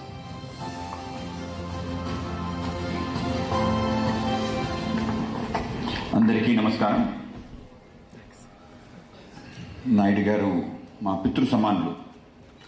అనేక వేదికలమైన ఆయన ముఖ్య అతిథిగా విచ్చేసి లేకపోతే పార్టీ సంబంధించిన అనేక కార్యక్రమాలు నాయకత్వం వహించిన సందర్భంలో వేదిక పంచుకునే అవకాశం, మాట్లాడే అవకాశం వచ్చింది. కానీ నాయుడు గారి మీద ఒక పుస్తకాన్ని, అలాగే ఆయన యొక్క 50 వసంతాల జీవిత ఏదైతే రాజకీయ ప్రస్థానానికి సంబంధించిన ఒక గొప్ప కార్యక్రమంలో భాగస్వాములు అవటం, ఆయన గురించి 2 మాటలు మాట్లాడే అవకాశం రావటం నా అదృష్టంగా భావిస్తాను. ఎందుకంటే నాకు కూడా ఆయనతో 50 వసంతాల ప్రయాణం, అంటే నేను పుట్టినప్పటి నుంచి ఆయన, అంటే ఆ సమయం నుంచి చిన్నప్పటి నుంచి కలిసి అనేక సందర్భాల్లో నాన్నగారితో పాటు తిరిగిన పరిస్థితి. నాయుడు గారు నాకు ఒక బిరుదు ఇచ్చారు, మౌన ముని. 1986లో ఆయన పార్టీ జనరల్ సెక్రటరీగా ఉన్నప్పుడు నాకు ఒక గొప్ప అవకాశం వచ్చింది. నాన్నగారు ముందు రాష్ట్ర అధ్యక్షులు ముందే ఢిల్లీ వెళ్ళిపోయారు. ఢిల్లీ యొక్క నేషనల్ ఎగ్జిక్యూటివ్ మీటింగ్కి నాయుడు గారితో పాటు ట్రైన్లో ప్రయాణం చేసే అవకాశం వచ్చింది. ఆయనతో పాటు ట్రైన్లో ప్రయాణం చేశాను. వాళ్ళ పిల్లలతో పాటు హర్ష, దీపమ్మతో పాటు నేను కూడా ట్రైన్లోనే బయలుదేరి ఆయనతో పాటు ఏపీఎక్స్ బాగా గుర్తు. అయితే 30 గంటలు ప్రయాణం, కానీ నేను ఒక్క మాట కూడా మాట్లాడలేదు. తర్వాత జాతీయ కార్యవర్గ సమావేశాలకు సంబంధించిన దానికి ముందు సమయం ఉంటే ఢిల్లీ అంతా పిల్లలతో పాటు తిరిగే అవకాశం కూడా వచ్చింది. ఆ సందర్భంలో కూడా ఆయనతో పాటే తిరగటం జరిగింది. ఎక్కడ కూడా ఒక మాట కూడా మాట్లాడలేదు. అక్కడ ఆయన నాకు ఆ బిరుదు ఇవ్వటం జరిగింది, మౌన ముని అని చెప్పి బిరుదు ఇవ్వటం జరిగింది. నేను ఆయన మర్చిపోయాను అనుకున్నాను పేరు. నా యొక్క ఎమ్మెల్సీ ఎన్నికల సందర్భంలో ఒకసారి ప్రస్తావన చేసి చాలా ఆనందం కలిగింది. ఆయనకుండే గొప్ప వరం ఏంటంటే ధారణాశక్తి. అంటే ఎవరిని ఎక్కడ చూసి ఎప్పుడు కలిసినా కూడా వారిని మర్చిపోకుండా పలకరించే తీరు. నేను చాలాసార్లు ఆశ్చర్యపోయాను. ఎప్పుడో 15-20 సంవత్సరాల క్రితం కలిసి మళ్ళీ కలవలే. కలిసిన వెంటనే భాస్కర్ అని చెప్పి మాట్లాడితే అతను హృదయం ఎంత కల్పించిపోతుందో మీరు ఆలోచించవచ్చు. మొత్తం రాష్ట్రంలో కాదు, దేశంలో మీ అందరికీ చెప్తున్నాను, ఏ నాయకుడు తిరగని వ్యక్తి అంటే నరేంద్ర మోడీ గారు అనుకోవచ్చు. దేశంలో ఏ రాజకీయ నాయకుడు, సుమారు 800 జిల్లాలు ఉన్నాయి దేశవ్యాప్తంగా. ప్రతి జిల్లా వెళ్ళిన వ్యక్తి, ప్రతి జిల్లా గురించి తెలిసిన వ్యక్తి, ఏకైక వ్యక్తి ఎవరైనా ఉన్నారు అంటే సమకాలీన రాజకీయ పరిస్థితులు ఎవరు లేరు, వెళ్ళిన ఒకే వ్యక్తి. వాజ్పేయి గారు కానీ నరేంద్ర మోడీ గారికి కానీ అంత దగ్గరగా ఉండి ఎందుకు ఆ విధంగా ప్రయాణం చేశాడు, ఎందుకు వాళ్ళు ఆ విధంగా ఆయనకు ప్రాధాన్యత ఇచ్చారు అంటే దేశంలో ఆ రోజుల్లో అనేక మంది నాయకులు ఉన్నారు. కానీ మొత్తం దేశమంతా కలయ తిరిగిన వ్యక్తి, ఆంధ్రప్రదేశ్లో ప్రతి జిల్లా ప్రతి మూల వెళ్ళిన వ్యక్తి, దాంట్లో సందేహం లేదు. కానీ దేశమంతా ఆయనకి జాతీయ బాధ్యతలు నిర్వహించడానికి అవకాశం ఇచ్చినప్పుడు మొత్తం కలయ తిరిగిన నార్త్ ఈస్టర్న్ స్టేట్స్ సహా ఈ ప్రాంతానికి వెళ్ళలేదు. ఈ ప్రాంతానికి సంబంధించిన వ్యక్తుల గురించి, అక్కడున్న పరిస్థితి గురించి ఎవరైనా వివరించాలి అంటే ఆయనకి మించి ఇంకొక వ్యక్తి లేడు. అంత స్పష్టంగా మొత్తం దేశాన్ని అంతా కలిగితే. అందుకే ఆయనకి ఒక అద్భుతమైన పుస్తకం దీనికి ముందు రాశారు, అల్లు పెరుగని గళం విరామం ఎరుగని పయనం. ప్రతి టైటిల్ కి ఒక గొప్పతనం. ఆ విధంగా ఆయన యొక్క మొత్తం జీవితాన్ని అంతా కూడా కేవలం 2 వాక్యాల్లో ఆ విధంగా రాసిన అద్భుతమైన పుస్తకం. తర్వాత ఆయన యొక్క రాజకీయ జీవితం 50 వసంతాలు పూర్తి చేస్తున్న సందర్భంలో మొత్తం ఆయన వ్యక్తిత్వాన్ని మాశర్మ గారు చాలా అద్భుతంగా రాయటం జరిగింది ఒకే మాటలో, కొండని అద్దం ముందు అని చెప్పి. నిజంగానే ఒక అద్భుతమైన ఒక చిన్న లైనే కానీ బోల్డ్ అంత అర్థాన్ని ఇచ్చే అంశం. ఆ విధంగా ఒక ప్రయత్నం అయితే పుస్తక రూపంలో అయిందంటే పుస్తకం చాలు. ఆ విధంగా అనేక రకాల పుస్తకాలు వచ్చాయి. ఈ మధ్యకాలంలో ఆయనకి అత్యంత సన్నిహితుడు, ఆయనతో పాటు ప్రయాణం చేసే ఒక వ్యక్తి సలీం, ఆయన పైన ఆయన experience my association my sir అని చెప్పి ఒక పుస్తకాన్ని రాశారు. నాకు చాలా ఆనందం వేసింది. ఒక సెక్యూరిటీ పర్సన్ సుమారు 30-40 సంవత్సరాలు ఆయనతో ప్రయాణం చేసిన వ్యక్తి సార్ మీద పుస్తకం రాయాలని ఒక ఆనందం, ఆ యొక్క దాంట్లో అనేక రకాల విషయాలు ప్రస్తావన చేశాడు. ప్రతి అంశం కూడా చాలా స్ఫూర్తినిచ్చే అంశం. ఆ విధంగా కూడా ఉండే సహచరులు, ఆయనకన్నా సహాయకులు ఆయన గురించి అంత అద్భుతంగా రాశారంటే ఆయన వ్యక్తిత్వాన్ని ఏ విధంగా నడిపించాడని మనందరికీ అర్థమవుతుంది. అదేవిధంగా ఆయన సంబంధించి అనేక రకాల విషయాల గురించి మా పుస్తకంలో ప్రస్తావన చేస్తాం. నాకు కూడా అనేక రకాల అనుభవాలు ఉన్నాయి. చాలా చాలా పెద్ద పెద్ద పనులు చేస్తాం, బిగ్ థింగ్స్ బిగ్ వే చేస్తాం. కానీ ఆయన ఉండే ప్రత్యేకత ఏంటంటే small things in right way. చిన్న చిన్న విషయాల పట్ల ఆయన తీసుకునే శ్రద్ధ ఏదైతే ఉందో మా అందరికీ ఆదర్శవంతం. అనేక సందర్భాలు, ఒకసారి కార్గిల్ విజయ్ దివస్ వెళ్ళి 1 సంవత్సరం అయింది, విశాఖపట్నం వస్తున్నాను. విశాఖపట్నంలో కార్యక్రమం చేయమైనప్పుడు నేను యువమోర్చా రాష్ట్ర ప్రధాన కార్యదర్శి చేయాలని చెప్పి నాకు చెప్పడం జరిగింది. అన్న సత్యాన్ని ఫోన్ చేసి ఈ కార్యక్రమం నిర్వహించాలన్నారు. వెంటనే నాయుడు గారు ఫోన్ వచ్చింది. నాయుడు గారు కార్యక్రమం ఏ విధంగా నిర్వహించాలనే విషయాన్ని చెప్పిన తీరు నాకు చాలా ఆశ్చర్యం అనిపించింది. ఇంత చిన్న కార్యక్రమం పెద్ద కార్యక్రమం కాదు. వెనకాల ఫ్లెక్స్ పెడతాం, ముందు క్యాండిల్స్ పెడతాం, నివాళులు అర్పించి వచ్చేస్తాం కదా. కాదు, క్యాండిల్ చిన్న చిన్న క్యాండిల్స్ అన్నవి పెట్టద్దు, కొంచెం లావుగా అక్కడ నిలబెట్టేటట్టు పెట్టాలి. 2 టేబుల్స్ వేయండి, వెనకాల ఫోటో పెడతాం, మధ్యలో పూలు వేస్తే ఆ యొక్క క్యాండిల్ మీద పడకుండా ఉండే విధంగా వ్యవస్థ చేయండి. ఈ విధంగా చిన్న చిన్న విషయాలు ఆయన చెప్పిన తీరు నాకు చాలా ఆనందం కలిగించింది. కేవలం అప్పుడే కాదు, ఇప్పటికి కూడా ఈ కార్యక్రమానికి సంబంధించిన ప్రతి చిన్న అంశం, ఎవరిని పిలిచారు, దాని లిస్ట్ రాశారా లేదా, కార్యక్రమానికి సంబంధించిన బ్యానర్, ప్రతిసారి మాకు కలిగించేది, ఆనందం కలిగించేది బ్యానర్ యొక్క డిజైన్ కూడా. బ్యానర్ కుర్చీలో కూర్చుంటాం, దాని వెనకాల ఎంత హైట్లో ఉండాలి, లేకపోతే అక్షరాలు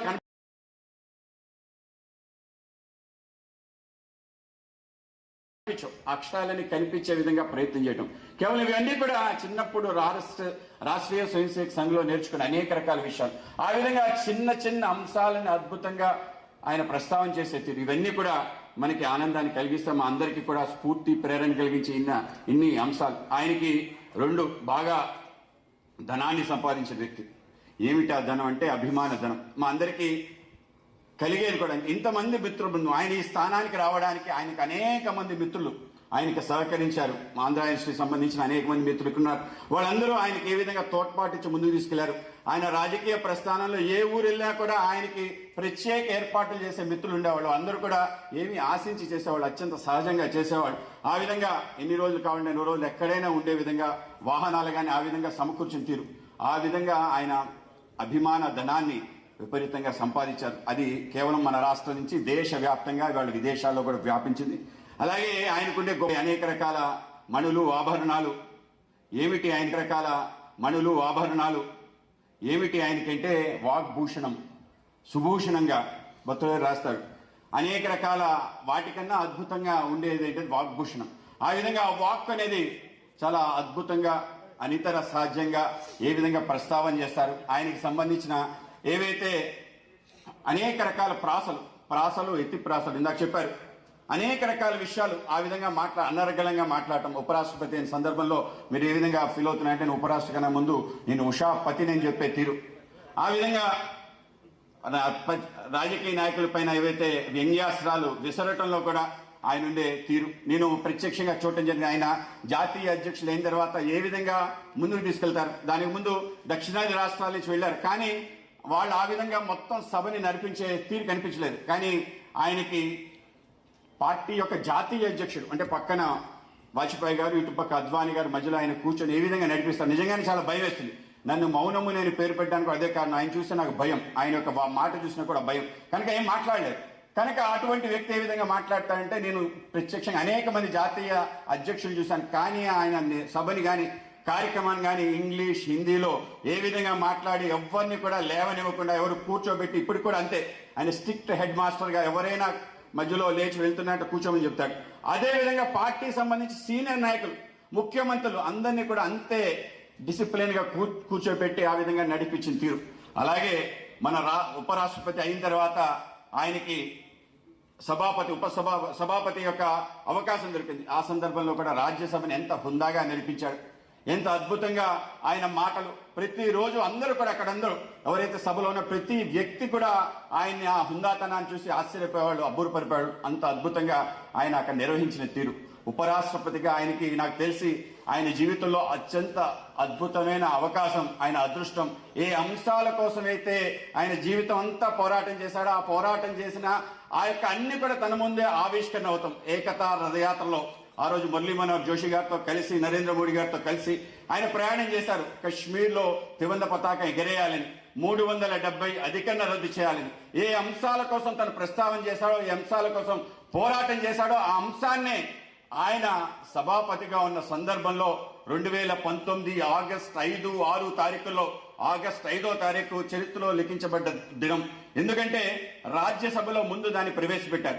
ఎందుకు ప్రవేశపెట్టారంటే అమిత్ షా గారు అక్కడ ఈయన కూర్చున్నాడు కాబట్టి, ఈయన సభలో ఎక్కడ గందరగోళం కూడా లేకుండా నడిపించి దాన్ని ఆ యొక్క బిల్లును పాస్ చేయడానికి అవకాశం, ఆ చతురత కలిగిన వ్యక్తి కాబట్టే ఆ విధంగా ప్రస్తావన ముందుకు తీసుకెళ్లారు. ఆ విధంగా అంటే ఏ అంశం కోసం మనం పాటుపడుతున్నాం, అంశం మన ద్వారా, నా ద్వారా జరిగిందంటే అంత అదృష్టం ఇంకోళ్ళకి ఉండదు.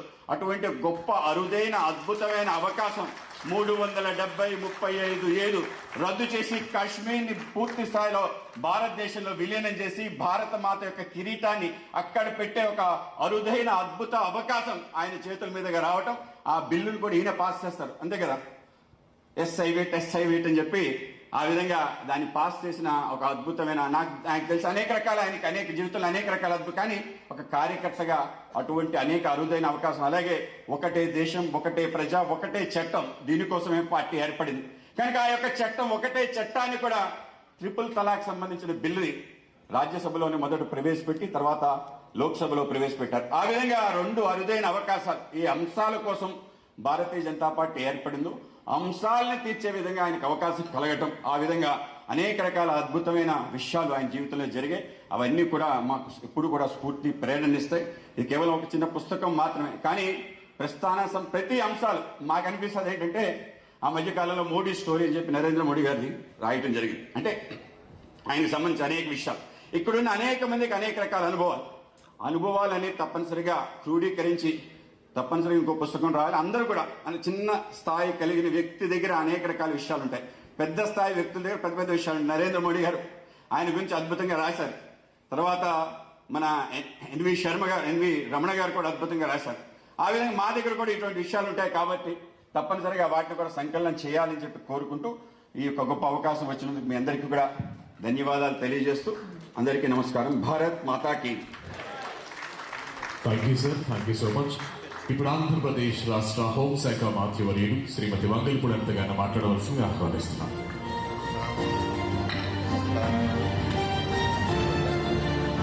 అందరికీ నమస్కారం అండి. నిజంగా చెప్పాలంటే ఈ వేదిక మీద నుంచే అర్హత అవన్నీ ఉన్నాయో లేదో నాకు తెలియదు, కానీ ఒక మహోన్నతమైన వ్యక్తి తాలూకా ఒక జీవిత చరిత్ర గురించి ఈరోజు మాట్లాడే ఒక మహత్తర అవకాశం నాకు కలిగజేసినందుకు ప్రత్యేకంగా నేను మా శర్మ గారికి నేను ప్రత్యేకంగా ధన్యవాదాలు తెలియజేసుకుంటున్నా. ఎందుకంటే ఈరోజు మనం సాధారణంగా ఏదో పుస్తకావిష్కరణ అనుకుంటాం, కానీ ఇది ఒక పుస్తకావిష్కరణ మాత్రమే కాదు, ఒక మహోన్నత వ్యక్తి తాలూకా ప్రజా జీవితాన్ని చరిత్రలో శాశ్వతంగా నిలిచిపోయేటట్టు చేసిన ఒక ముఖ్యమైన అరుదైన రోజుగా ఈ రోజు నేను భావిస్తున్నాను. ఎందుకంటే అటువంటి చరిత్రలో మిగిలిపోయే ఒక రోజులో మమ్మల్ని కూడా భాగస్వాములను చేసినందుకు గౌరవ పద్మవిభూషణ్, నిజంగా చెప్పాలంటే మహోన్నతమైన వ్యక్తి, తుపాకీ తోటాల కన్నా మాటల తోటాలే పదునైనవని భావించే వ్యక్తిగా ప్రపంచ దేశాల్లోనే తెలుగు వాళ్ళ కీర్తిని చాటి చెప్పే విధంగా ఈరోజు మన భారతదేశానికే కాదు, ముఖ్యంగా మన ఆంధ్రప్రదేశ్ రాష్ట్రానికి నిజంగా ఒక వరంగా భావించే మా ముప్పవరపు వెంకయ్య నాయుడు గారికి మనస్ఫూర్తిగా పాదాభివందనం చేసుకుంటూ ఈరోజు ఈ కార్యక్రమానికి విచ్చేసిన ప్రతి ఒక్కరికి కూడా వేదిక నుంచిన మా స్పీకర్ గారు అయ్యన్న పాత్ర గారు, గురుగారు అయ్యన్న పాత్ర గారికి, మన ఎంపీ గారు, ఎమ్మెల్యే గారు అందరికీ కూడా పేరు పేరు నేను ధన్యవాదాలు, నమస్కారాలు తెలియజేసుకుంటూ, ఇందాక మీకు ఒక మాట చెప్పాను, ఇది చరిత్రలో నిలిచిపోయే రోజు. ఎందుకంటే ఒక వ్యక్తి తాలూకా పుస్తకం అన్నది ఇప్పటికీ కూడా నిలిచి ఉండే రోజు. ఈ పుస్తకానికి చాలా మంది పుస్తకాలు రాస్తుంటారు, చాలా మంది పుస్తకాలు విడుదల చేస్తుంటారు, కానీ ఈ పుస్తకానికి ఉన్న విలువ ఏంది అంటే, ఎక్కడో సామాన్య కుటుంబంలో ఒక రైతు కుటుంబంలో పుట్టిన వ్యక్తి ఈరోజు ఉపరాష్ట్రపతిగా ఉన్న తీరు, అదేవిధంగా ఈరోజు ఎక్కడో ఒక రైతు కుటుంబంలో నుంచి ఒక సామాన్య విద్యార్థి సంఘం నాయకుడికి ఉన్న వ్యక్తి ఈరోజు ఉపరాష్ట్రపతిగా చేసిన తీరు, కానీ అదేవిధంగా ఈరోజు చూసుకుంటే ఎక్కడో ఒక మారుమూల ప్రాంతంలో పుట్టిన వ్యక్తిగా, విద్యార్థి నాయకుడిగా, అతి ముఖ్యంగా భారతీయ జనతా పార్టీలో ఒక కార్యకర్తగా ఉన్న వ్యక్తి జాతీయ అధ్యక్షుడిగా నిలబడిన రోజు, అంటే నిలబడిన తీరు, ఇవన్నీ ఒక ఎత్తు అయితే మాటలో పదులు కానీ, మాటలో మంచితనం కానీ, మనిషి పట్ల ఉన్న గౌరవం కానీ, ప్రజాస్వామ్యం పట్ల ఉన్న భక్తి, ఈ మూడింటిని రంగరించి మనం మనకు నిల్చోబెడితే అది ముప్పవరపు వెంకయ్య నాయుడు గారి తీరులో మనందరికీ కూడా ఎదురుగా నిల్చునే ఒక మహత్తరమైన భాగ్యం. ఇటువంటి వ్యక్తి గురించి నేను చెప్పాలంటే నిజంగా నేను చాలా చిన్నదాన్ని, చాలా అంటే చాలా చిన్నదాన్ని. ఎందుకంటే 2014లో నేను ఎమ్మెల్యే అయిన తర్వాత స్పీకర్ కోట్ల శివప్రసాద్ గారు చాలా మంది కొత్తగా వచ్చారు ఎమ్మెల్యేస్ అందరూ కూడా, వాళ్ళకి ఈ పార్లమెంటరీ వ్యవహారాలు తెలియాలి, అసెంబ్లీలో ఎలా మాట్లాడాలి తెలియాలి, కొంతమంది పెద్దవాళ్ళని పిలిచి ఒక కార్యక్రమాన్ని ఏర్పాటు చేయాలని ఆ రోజు కాకతీయ గ్రాండ్ లో ఒక 2 days ప్రోగ్రామ్ కండక్ట్ చేశారు. కండక్ట్ చేసినప్పుడు ఫస్ట్ డే సార్ ఆ రోజు వచ్చారు. అప్పటికి వెంకయ్య నాయుడు గారి పేరు వినడమే కానీ వెంకయ్య నాయుడు గారిని అతి దగ్గరగా చూసుకునే అవకాశం కూడా నాకు లేదు. ఎందుకంటే 2013 వరకు నేను ఒక సామాన్య టీచర్ని, 2014లో ఎమ్మెల్యే అయిన తర్వాత ఇలాంటి పెద్దవాళ్ళందరినీ కూడా కళ్ళెదురుగా నేను చూడటం. ఆ రోజు నిజంగా సార్ మాట్లాడిన మాటలు విన్న తర్వాత టైం కూడా మాకు తెలియలేదు. అరౌండ్ 1 hour పైన మాట్లాడారు. ఎవ్వరు కూడా కూర్చున్న వాళ్ళు నుంచోలేదు. కానీ సరికదా పిన్ డ్రాప్ సైలెంట్ గా మొత్తం ఎమ్మెల్యేలు, అదే ఒక్క టీడీపీ ఎమ్మెల్యేలు ఒకటే కాదండి, ఆ రోజు వైఎస్ఆర్సీపీ ఎమ్మెల్యేలు కూడా ఆ సభలో ఉన్నారు. అందరూ కూడా పిన్ డ్రాప్ సైలెంట్ గా వినడమే కాదు, నిజంగా ఆ రోజు నిజంగా పార్లమెంటరీ వ్యవహారాలు ఎలా ఉంటాయి, అసెంబ్లీ వ్యవహారాలు ఎలా ఉంటాయని మాకు తొలి అక్షరాలు ఆ రోజే మాకు పడ్డాయేమో. ఆ రోజు నుంచి ఈ రోజు వరకు కూడా ఏదైనా సందర్భం గురించి మాట్లాడాలి అంటే నేను ఈ సభ సాక్షిగా చెప్తున్నా, చాలా సందర్భాల్లో వెంకయ్య నాయుడు గారి స్పీచెస్ యూట్యూబ్ లో కూడా విని నేర్చుకున్న సందర్భాలు చాలా ఉన్నాయి. అందుకే నేను ఎప్పుడు అంటుంటాను, ప్రత్యక్షంగా గురువు గారు కాకపోయినా పరోక్షంగా గురువు గారికి మేము భావించే వ్యక్తి వెంకయ్య నాయుడు గారు. ఇంకొక విషయం నేను మీ అందరితోనే కూడా షేర్ చేసుకోవాలి. నేను ఆ రోజు మాట్లాడిన సందర్భంలో మా నాన్నగారి దగ్గరికి వెళ్ళి, మా నాన్నగారు ఒక ప్రిన్సిపల్ అండి, ఆయన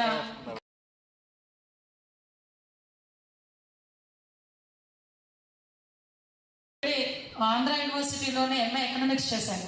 అప్పుడు విద్యార్థి సంఘం నాయకుడిగా వెంకయ్య నాయుడు గారు ఉన్నారు. ఆ రోజు 2 సంవత్సరాల పాటు మా నాన్నగారికి మెస్ బిల్ కానీ స్కాలర్షిప్ కానీ రాలేదంట. అది కనుక 1 year రాలేదంట. అది కనుక రాకపోతే నెక్స్ట్ భోజనం పెట్టరు, క్లాస్కి అటెండ్ అవ్వలేరు. ఆ టైంలో ఎవరితో చెప్పాలో అర్థం కాక గబగబా వెంకయ్య నాయుడు గారి దగ్గరికి వెళ్ళారంట. ఆ రోజు మా నాన్నగారు ఆ రోజు 2000 రూపాయలు మెస్ ఛార్జ్ వచ్చిందటండి మా నాన్నగారికి. ఆ మెస్ ఛార్జ్ కట్టిన తర్వాత ఫర్దర్ గా ఎడ్యుకేషన్ పూర్తి చేసుకుని ఆయన ఒక లెక్చరర్ గా స్థిరపడ్డ తర్వాత ఇప్పటికీ కూడా వెంకయ్య నాయుడు గారి విషయంలో ఆయన పెట్టే కృతజ్ఞతా భావం కానీ, ఆయన మాకు చెప్పే విధానం కానీ, ఆ రోజు ఆయనకి చేసిన సర్వీస్ ఈ రోజుకి గుర్తుపెట్టుకున్నారంటే నిజంగా విద్యార్థి నాయకుడి కింద అంత సర్వీస్ చేసినప్పుడు ఒక ఉపరాష్ట్రపతి హోదా వరకు వచ్చిన తర్వాత ఆయన చేయకుండా ఉంటారండి. ఈ రోజు 2000 ఇందాక మన పెద్దలు చెప్పారు, ఒక అదే ఉదయగిరి కాన్స్టిట్యున్సీ నుంచి ఎమ్మెల్యేగా వెళ్ళేటప్పుడు అదే అద్వానీ గారి ప్రసంగానికంటే ఆ రోజు మనకి ఎన్నికల ప్రచారానికి వచ్చిన వ్యక్తి పక్కన జాతీయ అధ్యక్షుల హోదాలో కూర్చోవాలి అంటే నిజంగా దమ్ముండాలి.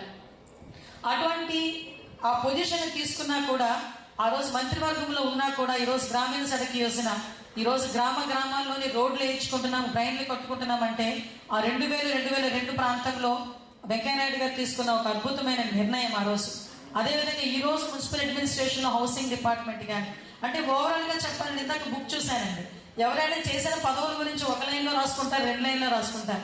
మహానుభావుడు నిజంగా బ్లెస్డ్. ఆయన నిజంగా ఒక పేజ్ మొత్తం కూడా చూసుకుంటే ఆయన చేసిన పదవులు కానీ, ఆయన చదువుల గురించి కానీ రాసిన సందర్భం. కాబట్టి ఒకటే నేను చెప్తున్నాను సార్, ఈ రోజు రాజకీయాలు ఎలా ఉన్నాయో మీకు తెలుసు. ఈ రోజు రాజకీయాలంటే ప్రజలతో మమేకం అవ్వటం కాదు, సోషల్ మీడియాలో కూర్చొని 4 మాటలు మాట్లాడడం అన్న దానికి సరిపోయే పరిస్థితులు ఈ రోజు రాజకీయాలు ఉన్నాయి. కానీ మీలాంటి నాయకులు ప్రజా జీవితంలో ఎన్నో నేర్చుకున్నారు, ప్రజా సమస్యలు తెలుసుకున్నారు, ప్రజల సమస్య గురించి పోరాటం చేశారు.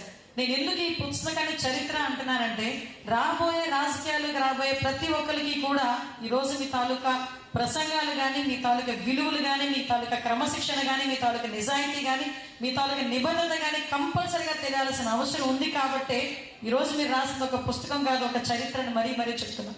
ఈ రోజులో ఉమెన్ రిజర్వేషన్ గురించి ఎంతో పోరాటం చేస్తున్న ఇటువంటి సందర్భంలో కూడా మహిళలు రాజకీయాల్లోకి రావాలంటే ఇబ్బందులు పడే పరిస్థితులు కూడా ఈరోజు చాలా మంది మేము ఎదుర్కొంటున్నాం. అటువంటి సందర్భం నుంచి కూడా ఈరోజు బయటపడాలి అంటే మీలాంటి నాయకుల తాలూకా గలం మళ్ళీ విప్పాలి. నెక్స్ట్ జనరేషన్స్ కూడా మీలాంటి నాయకులు స్ఫూర్తిదాయకంగా మా అందరికీ కూడా నిలబడాలని మనస్ఫూర్తిగా కోరుకుంటూ, మీలాంటి వాళ్ళ బ్లెస్సింగ్స్ రాబోయే రాజకీయ నాయకులు మా తరం వాళ్ళకి కూడా ఒక స్ఫూర్తిదాయకంగా ఉన్నందుకు, మీలాంటి వాళ్ళతో పనిచేసి ఇలాంటి స్టేజ్ని షేర్ చేసుకునే ఒక బృహత్తరమైన అవకాశం మాకు ఇచ్చినందుకు నిజంగా నా జన్మధన్యమైంది. దానికి మనస్ఫూర్తిగా మీకు కృతజ్ఞతలు తెలియజేసుకుంటూ, మా శర్మ గారికి మరొకసారి నేను ధన్యవాదాలు తెలియజేసుకోవాలి. మీరు రాసిన ఒక పుస్తకం కొన్ని జనరేషన్స్ కి మార్గదర్శకంగా ఉండిపోతుందని మీకు తెలియజేసుకుంటూ, ఇక్కడికి వచ్చిన ప్రతి ఒక్కరికి కూడా మరొకసారి ధన్యవాదాలు, నమస్కారాలు తెలియజేసుకుంటూ సెలవు తీసుకుంటున్నాం. జై Hind. Thank you madam, thank you so much. ఇప్పుడు ఆంధ్రప్రదేశ్ రాష్ట్ర శాసన సభాపతి శ్రీ చింతకాయల అయ్యనపాత్రులు గారిని మాట్లాడవలసిందిగా ఆహ్వానిస్తున్నాను. ఆంధ్రప్రదేశ్ రాష్ట్ర శాసన సభాపతి శ్రీ చింతకాయల అయ్యనపాత్రులు గారిని మాట్లాడవలసిందిగా ఆహ్వానిస్తున్నాను.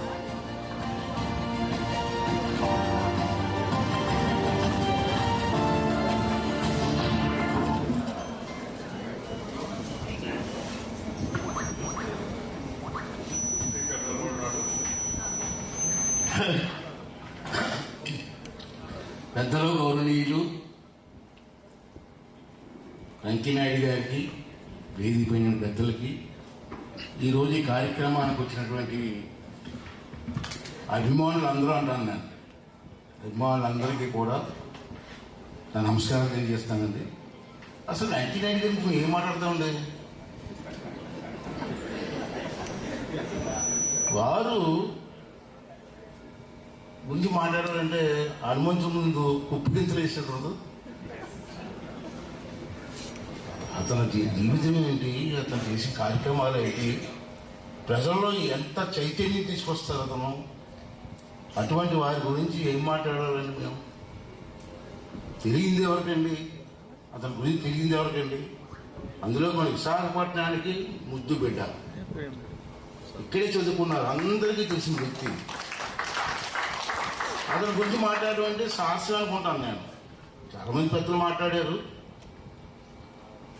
నేనైతే చాలా అదృష్టంగా భావిస్తాను. నేను ఇక్కడ కవి గారు రాశారు, ఉదయగిరి నుంచి ఉపరాష్ట్రపతి వరకు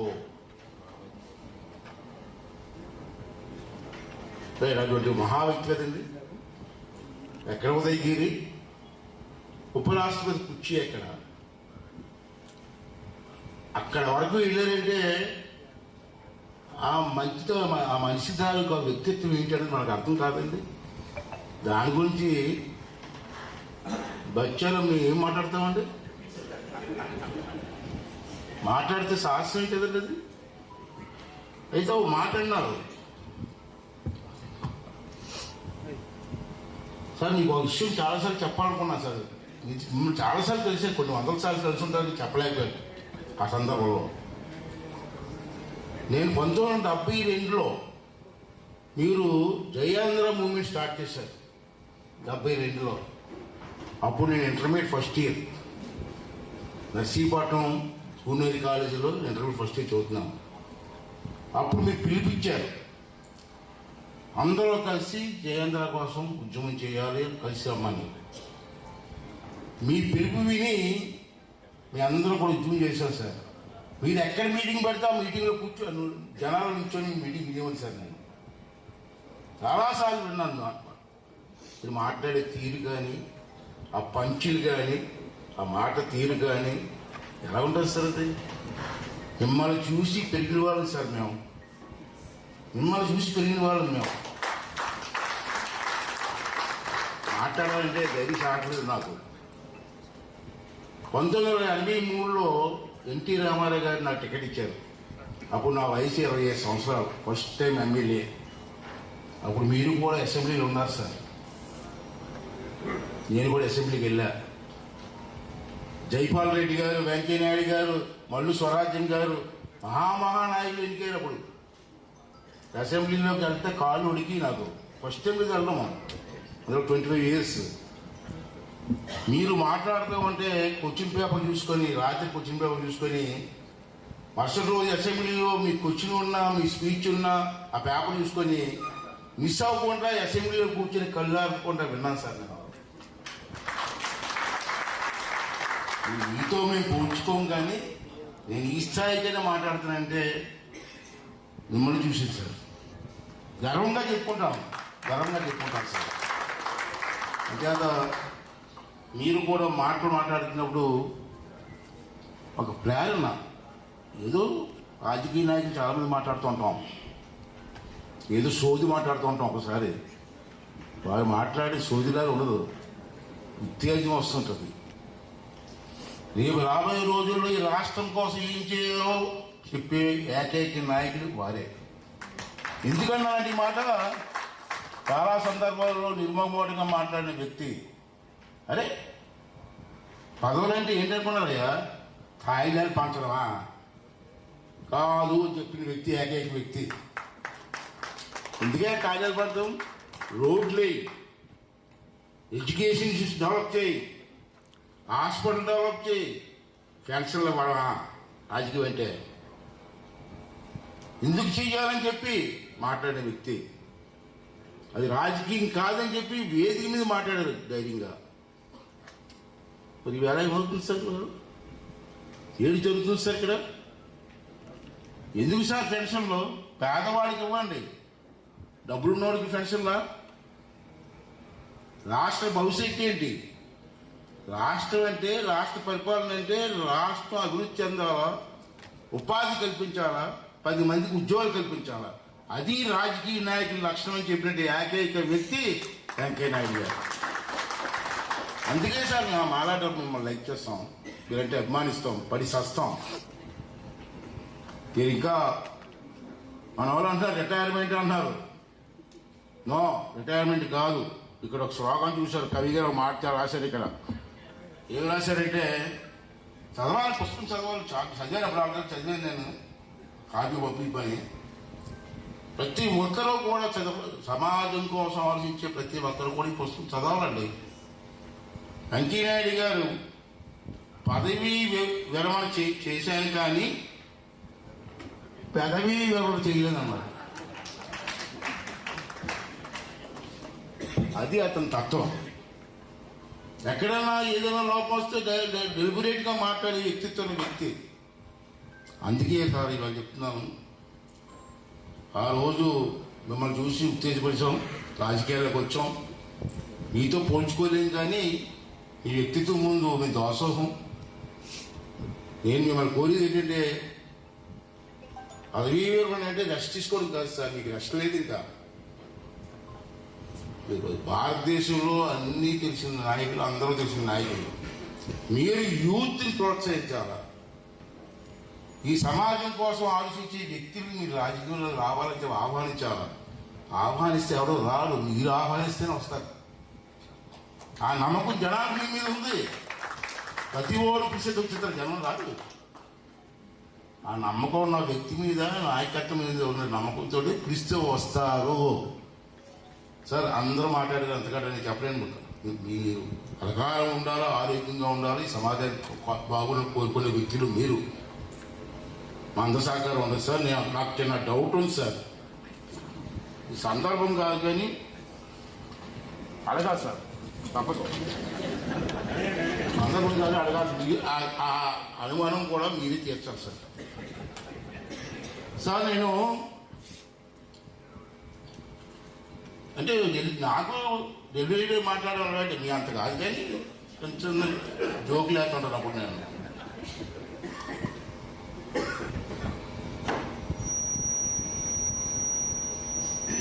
ఎవరికైనా బాధ అనిపిస్తే బాధ నన్ను ఏమంటాను, నేను వెళ్ళిపోతే తిట్టుకొని తప్పించి. ఇక్కడ కూర్చున్న వాళ్ళు ఎంతమంది ఓటు వేస్తారండి బూత్కి వెళ్ళి? అందరైతే బూత్ దగ్గరికి వెళ్ళి ఓటేసే ఓపిక లేని మీరు సమాధానం చేయాలి మాట్లాడతారండి? ఎలా మాట్లాడతారు? మీకు మాట్లాడే హక్కుందా? 5 సంవత్సరాలకు ఒకసారి బూత్ దగ్గరికి వెళ్ళి కూడా ఓటు వేయడానికి మీకు ఓపిక లేకపోతే అడగేటని మాట్లాడాలి. మీ ఓటుతోటి సమాజాన్ని మార్చడం కోసం పైకి చేయాలి. ఏమైపోయింది ఇవాళ? మీలాంటి ఆలోచించే శక్తి ఉన్న వాళ్ళు దేశం కోసం ఆలోచించే వాళ్ళందరూ కూడా ఇంట్లో కూర్చుంటే అక్కడ ఓటేసి వాళ్ళు ఎవరున్నారండి? వేసేవాళ్ళు ఎవరున్నారండి? ఎవరు వేస్తున్నారండి ఓటు? అంటే మనం కూడా వేయాలండి. 5 సంవత్సరాలు మేము ఓటు వేయలేమండి. మాకు మంచి నాయకులు ఎన్నుకోలేమండి. ఇలాంటి మాట్లాడితే ఇష్టం మాట్లాడితే నన్ను తిడతారు. మీరు ఎవరో మాట్లాడుతారు. పెద్ద ఆయనేమో క్లాసికల్గా మాట్లాడతారు. పెద్ద ఆయన నేను అలా మాట్లాడలేను అంచేత నా భాషను నేను మాట్లాడుతున్నాను. దయచేసి మీ అందరినీ కోరేది ఏంటంటే మీరు అందరూ చేస్తున్నారు, పార్టీని సపోర్ట్ చేస్తారు, మంచి ప్రభుత్వం రావాలని కోరుకుంటారు, అన్నీ ఉన్నాయి వేరే, అది ఒప్పుకుంటాను నేను. కానీ బూత్ దగ్గరికి వెళ్ళి ఓటేయం. మన పనులు ఉంటాయి. అంటే మీ అందరినీ కోరేది ఏంటంటే సార్ ఇంకో విషయం సార్, ఆఖరికి ముగిస్తాను సార్. ఇది ఇక్కడ అనకూడదే కానీ తప్పదు, మళ్ళీ నాకు అవకాశం రాదు సార్. సార్ ఇప్పుడు ప్రభుత్వం, కేంద్ర ప్రభుత్వం, మన కేంద్ర ప్రభుత్వం ఇంటింటికి ఆఫీసుని పంపించి ఓటు నమోదు చేస్తున్నారండి. వస్తున్నారనే ఆల్కేడి పెట్టండి నమోదు. మీరు చేసుకోలేరా? మీరు చేసుకోలేరా? వాళ్ళు రావాలా? ఎందుకు రావాలి వాళ్ళు? ఆ బాధ్యత మీకు లేదా? ఈ భార్య ఓటు నీకు, మీ పిల్లలకు ఓటు ఉందో చెక్ చేసుకొచ్చి బాధ్యత నీకు లేదా? ఆఫీసు ఇంటికి వచ్చి రాయాలా? ఎందుకు రాయాలండి? అదో పాయింట్ సార్. రెండోది, వాటర్ లిస్టులో పేరు లేకపోతే మనిషి చచ్చిపోయినట్టు బతుకున్నట్ట? చెప్పండి రాయ గారు. వాటర్ లిస్టులో పేరు లేకపోతే మనిషి చచ్చిపోయినట్టే నా దృష్టిలో అయితే. ఆ చచ్చిపోయినకి ఫ్యాసిలిటీ ఇవ్వాలంటే ఎందుకు ఇవ్వాలి? పెన్షన్ ఎందుకు ఇవ్వాలా? ప్రభుత్వంతో వాళ్ళకు ఏంటి పథకాలు ఎందుకు ఇవ్వాలా? నీకు వాటర్ లిస్టులో పేరు ఉందో లేదో నీకు తెలియదు, నీ పథకం ఇవ్వాలా, పెన్షన్ ఇవ్వాలా? అందుకే సార్ మీటింగ్లు అయితే అంటే ఒకరోజు ఏదో సందర్భంలో సార్ అన్ని మీటింగ్లు పెట్టాను, చూస్తాను, నేర్చుకుంటాను. పబ్లిక్గా చెప్తారు రాష్ట్రం బాగుండాలా, పథకాలు కాదు ముఖ్యం, రాష్ట్రం ఆర్థికంగా బాగుండాలా, 10 మందికి ఉపాధి కలిగించాలని చెప్పి పబ్లిక్గా చెప్తుంటారు సార్. ఇప్పుడు కూడా అది కావాలి. రాష్ట్రం బాగుంటే మనం బాగుంటాం, మన పిల్లలు బాగుంటారు. ఆఫ్టర్ 4,000-5,000 రూపాయల పథకాల కోసం, పెన్షన్ కోసం రాష్ట్రం తగబెడతారు రాష్ట్రాన్ని. సార్ ఇంకో మాట అంటారు, ఇప్పుడు కూడా వింటా అంటాను, నాకు ఆనందం వస్తుంది. పార్టీలు ఉండొచ్చు రాష్ట్ర దేశంలో, అన్ని పార్టీలు ఏం కోరుకోవాలంటే రాష్ట్రం బాగుండాలని కోరుకోవాలరా బాబు అని చెప్తుంటారు. అన్ని పార్టీలు కూడా ఏదైతే ఆడి తిట్టుకోవడం, ఆడి తిట్టుకోవడం, అది సోషల్ మీడియా వచ్చి మరీ దరిద్రం అయిపోయింది. ఈ మీడియా వాళ్ళు వచ్చి మరీ దరిద్రం చేసుకోవాలి. మేము ఒకటి మాట్లాడితే రెండు కనిపిస్తున్నారు. అలాగే అయిపోయింది. అది కాదు దేశం, మనం ఉంటాం పోతాం, దేశం బాగుండాలా, మన పిల్లలు బాగుండాలా, నెక్స్ట్ జనరేషన్ బాగుండాలని చెప్పి కోరుకోవాలి తప్పించి, అన్ని పార్టీలు కోరుకోవాలి తప్పించి ఆడ మీద ఈడుపడతారు, లేనిపోయి క్రియేట్ చేయడం, ప్రజలకు గందరగోళం పెట్టడం, రాష్ట్రానికి తగలు పెట్టడం. అంతే సార్ మిమ్మల్ని కోరేది ఏంటంటే ఆఖరిగా యూత్ ప్రోత్సహించండి సార్. మీ గర్వం ఎప్పుడు మాట్లాడుతూనే ఉండాలా, మీ గర్వం ఎప్పుడు మాట్లాడుతూనే ఉండాలా. మీ మాటలు వింటే చాలా 50-60% ప్రేరణ వస్తుంది. యూత్ని ఎంకరేజ్ చేయండి రాజకీయాల్లోకి. యూత్ వస్తే డెసిషన్స్ వేరుగా ఉంటాయి. మాకు 70 వస్తే మా డెసిషన్ మాకు పొగరగా ఉండవు, ఓల్డేజ్ వచ్చింది కాబట్టి. యూత్ మాట్లాడుతూ ఆ డెసిషన్స్ కరెక్ట్గా ఉంటాయి, నిర్మోహమాటంగా మాట్లాడతారు. అటువంటి వాళ్ళు ఎంకరేజ్ చేసి ఈ దేశాన్ని,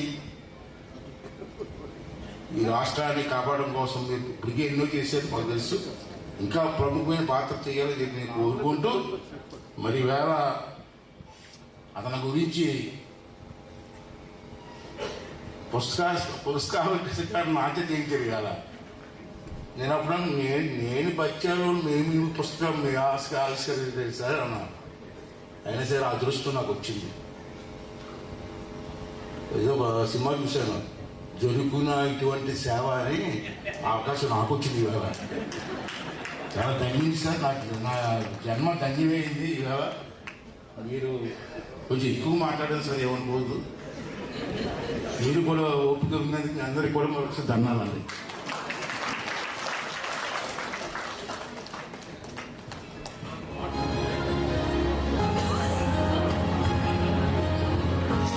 thank you sir, thank you so much. అయితే ఒక మనిషికి గుర్తింపు కానీ గౌరవం కానీ ఆ మనిషికి ఉన్న పదవిని బట్టి వస్తుంది. కానీ పదవికే గుర్తింపుని, పదవికే గౌరవాన్ని తెచ్చే వ్యక్తులు చాలా కొద్ది మందిగా ఉంటారు. భగవద్గీతలో చెప్పబడుతున్న మాట, యద్యదాచరతి శ్రేష్ఠ తత్త దేవేత రోచన సయత్ ప్రమాణం కురితే లోకస్య రనువర్ధతే. అంటే గొప్పవాళ్ళు ఏదైతే చేస్తారో తతిమా ప్రజానికం కూడా అదే చేస్తారు. గొప్పవాళ్ళు ఏదైతే స్టాండర్డ్స్ సెట్ చేస్తారో మిగతా ప్రజలందరూ అదే స్టాండర్డ్స్ ఫాలో అవుతారని ఈరోజు దేశ రాజకీయాల్లో కానీ తెలుగు రాష్ట్రాలలో కానీ ఒక గొప్ప స్టాండర్డ్ సెట్ చేసినటువంటి విశిష్ట వ్యక్తి, సాధారణ రైతు కుటుంబంలో జన్మించి ఉదయగిరి నుంచి ఉపరాష్ట్రపతిగా ఎదిగినటువంటి విశిష్ట వ్యక్తి, వేదికను అలంకరించిన వాళ్ళందరికన్నా అత్యంత ఘనులు, అత్యంత శ్రేష్ఠులని వాళ్లే చెప్పారు. రాజకీయ నాయకునిగా కాకుండా రాజనీతిజ్ఞునిగా ఎదిగి ప్రజలందరి హృదయాల్లో సుస్థిర స్థానాన్ని సాధించుకున్నటువంటి విశిష్ట వ్యక్తి, ఈనాటి కార్యక్రమ ప్రప్రథమ సూత్రధారి, the 13th vice president of India, Padma Vibhushan Shri Muppavarapu Venkaiah Naidu గారిని వారి అమూల్యమైన సందేశం అందజేయవలసిందిగా మీ అందరి కరతాళ ధ్వనుల మధ్య సాదరంగా సగౌరవంగా వారిని ఆహ్వానిస్తున్నాను.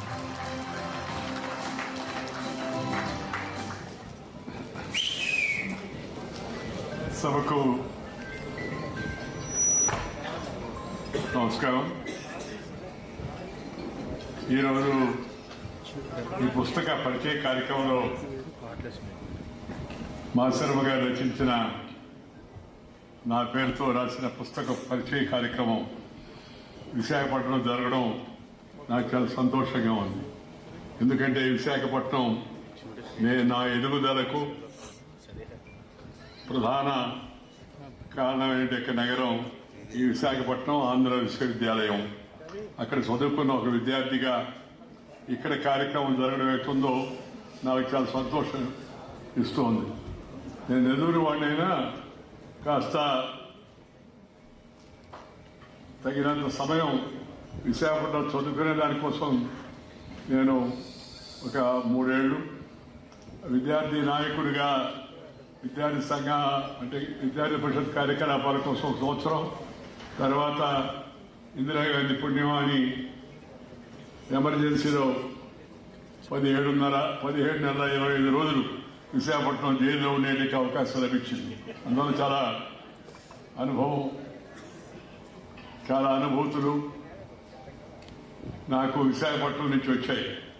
పెద్దలు తినేటి విశ్రాలం గారు, అలాగే గౌతుల అచ్చర గారు లాంటి మహామహులైన నాయకులతో కలిసి చర్చించే అవకాశం, కలిసి పనిచేసే అవకాశం, వారి మార్గదర్శనంలో ముందుకు నడిచేట అవకాశం కూడా ఈ విశాఖపట్నం ద్వారా నాకు లభించింది.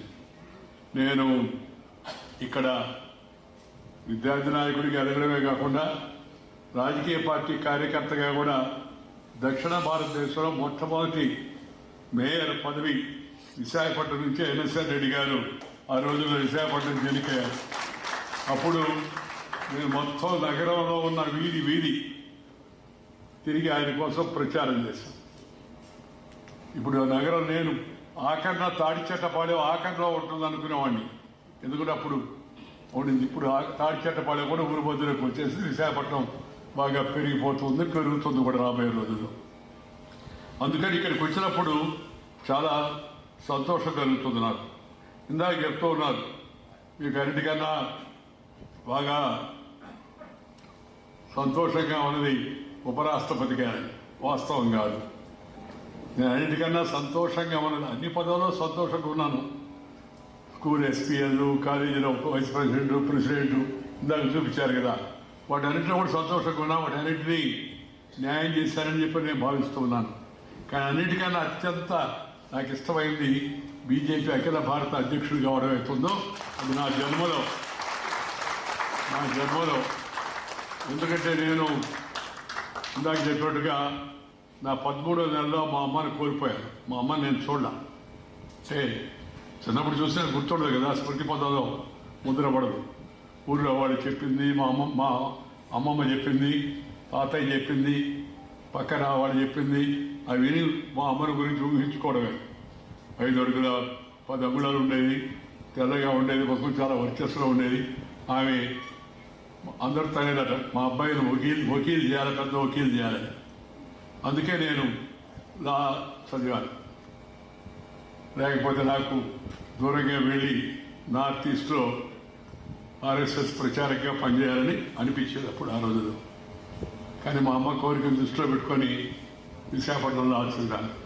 ఈ విశాఖపట్నం నాకు ఎంతో విజ్ఞానాన్ని అందించింది, మంచి స్నేహితులను కూడా అందించింది, మంచి గురువులను కూడా అందించింది. కళాశాలలో, విశ్వవిద్యాలయంలో అనేక మంది ఆ రోజుల్లో అధ్యాపకులు ఉన్న వాళ్ళందరితో సన్నిహితత్వాన్ని పెంచింది. అందువల్ల లోకజ్ఞానం బాగా పెరగడానికి, విషయ పరిజ్ఞానం పెరగడానికి విశాఖపట్నం కాలం అని చెప్పని నేను ఎప్పుడు భావిస్తూ ఉంటాను. నేను ఈ పుస్తకం పరిచయం అనే కార్యక్రమం ఎందుకు పెట్టామంటే, పుస్తకం విడుదల చేశారు కదా అందరూ, నాతో కలిసి పనిచేసిన వాళ్ళు, గవర్నర్లు, కేంద్ర మంత్రులు, పార్టీ నాయకులు అందరూ కలిసి విడుదల చేశారు. ఎందుకంటే పివి నరసింహారావు కూడా ఆయన రాసిన పుస్తకం పరిచయం అనే పేరుతో అనేక రాష్ట్రాల్లో కార్యక్రమాలు పెట్టాడు. ఎందుకంటే మరింతగా జనానికి దగ్గర కావాలంటే మనం ఎక్కువ చోట్ల ఈ కార్యక్రమం పెడితే మంచిదనే సలహా ప్రకారం నేను ఈ కార్యక్రమాన్ని అటు విజయవాడ, నెల్లూరు, విశాఖపట్నం, మొదటగా హైదరాబాదు ఈ నగరాలను పెట్టడానికి ప్రధాన కారణం అదని చెప్పని మీ అందరికీ కూడా మనం చేస్తున్నాను. ఈరోజు రాజకీయాల్లో మన అయ్యన్న పాత్రుడు గారు చెప్పారు కదా, మీలాంటి వాళ్ళు రావాలి సార్, యువతకంతా పిలుపువ్వాలని.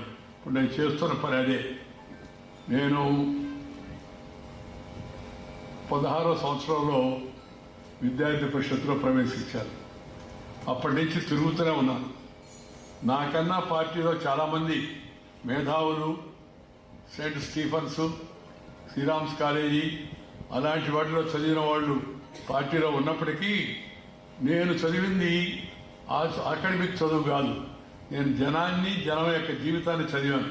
దేశంలో ఇందాక మాధవ్ చెప్తున్నాడు కదా, ఎక్కువ రాష్ట్రాలు తిరిగి, ఎక్కువ జిల్లాలు తిరిగి, మన రాష్ట్రంలో ప్రతి మండలం కూడా తిరిగి, ఆ తిరగడం వలన, జనాన్ని కలవడం వలన జనాన్ని అధ్యయనం చేసే అవకాశం వచ్చింది. అనేక విషయాలు తెలుసుకునే అవకాశం నాకు లభించింది. అందుకేనేమో నేను పార్టీలో నేను చిన్నప్పుడు గోడల మీద రాసేవాడిని పార్టీ గురించి. 1967 పార్టీ అని తెలవదు నాకు. పార్టీ గురించి పెద్దవాళ్ళు చెప్పారు రాయడం. ఆ తర్వాత బైక్ జట్కా బండిలో కూర్చొని అనౌన్స్మెంట్ చేసేవాడిని. ఏమని? తరుణ హృదయ సామ్రాట్ శ్రీ అటల్ బిహారీ వాజ్పేయి గారు మన నగరానికి వస్తున్నారు, కోపట మైదానంలో సాయంత్రం 6:30 గంటలకు బహిరంగ సభ, అందరూ వచ్చి పాల్గొండి సభలో అని చెప్పారు. జట్కా బండిలో కూర్చొని అటల్ బిహారీ వాజ్పేయి లేదా అద్వానీ గారి యొక్క రాకపోకల గురించి చెప్పిన వాడు ఒకరోజు అదే పార్టీలో అధికార పార్టీగా అధ్యక్షుడిగా అటల్ బిహారీ వాజ్పేయి, అద్వానీ గారి మధ్యలో కూర్చోవడం నాకు లభించినట్టు పెద్ద అదృష్టంగా నేను ఉపరాష్ట్రపతి అయిపోయిన తర్వాత మరి ఏమి చేయాలనే ఆలోచన వచ్చింది. మీ అందరికీ తెలంగాణ విషయం కూడా ఇంకొకటి ఉంది. నాకు 48వ ఏటలోనే పార్టీ అధ్యక్షుడిగా నన్ను ఉండమని వాజ్పేయి గారు, అద్వానీ గారు సూచించారు. నేను భయపడ్డాను. భయపడి అయితే రేపు ఆలోచించి రేపు చెప్పు అన్నాను. ఎవరితో మాట్లాడాలో బయట మాట్లాడితే నీకైపోతుంది విషయం. అడిగారు అనేది తర్వాత అడిగితే నేను కాదన్నానంటే అది ఒక నాకు ప్రతిష్ట. లేదు ఇంకొకటి చేసిన తర్వాత ఆయన అడిగితే ఆయన కాదు ఇంకో ఆయన చేశారంటే ఆయనకి అంత గౌరవం ఉండదు.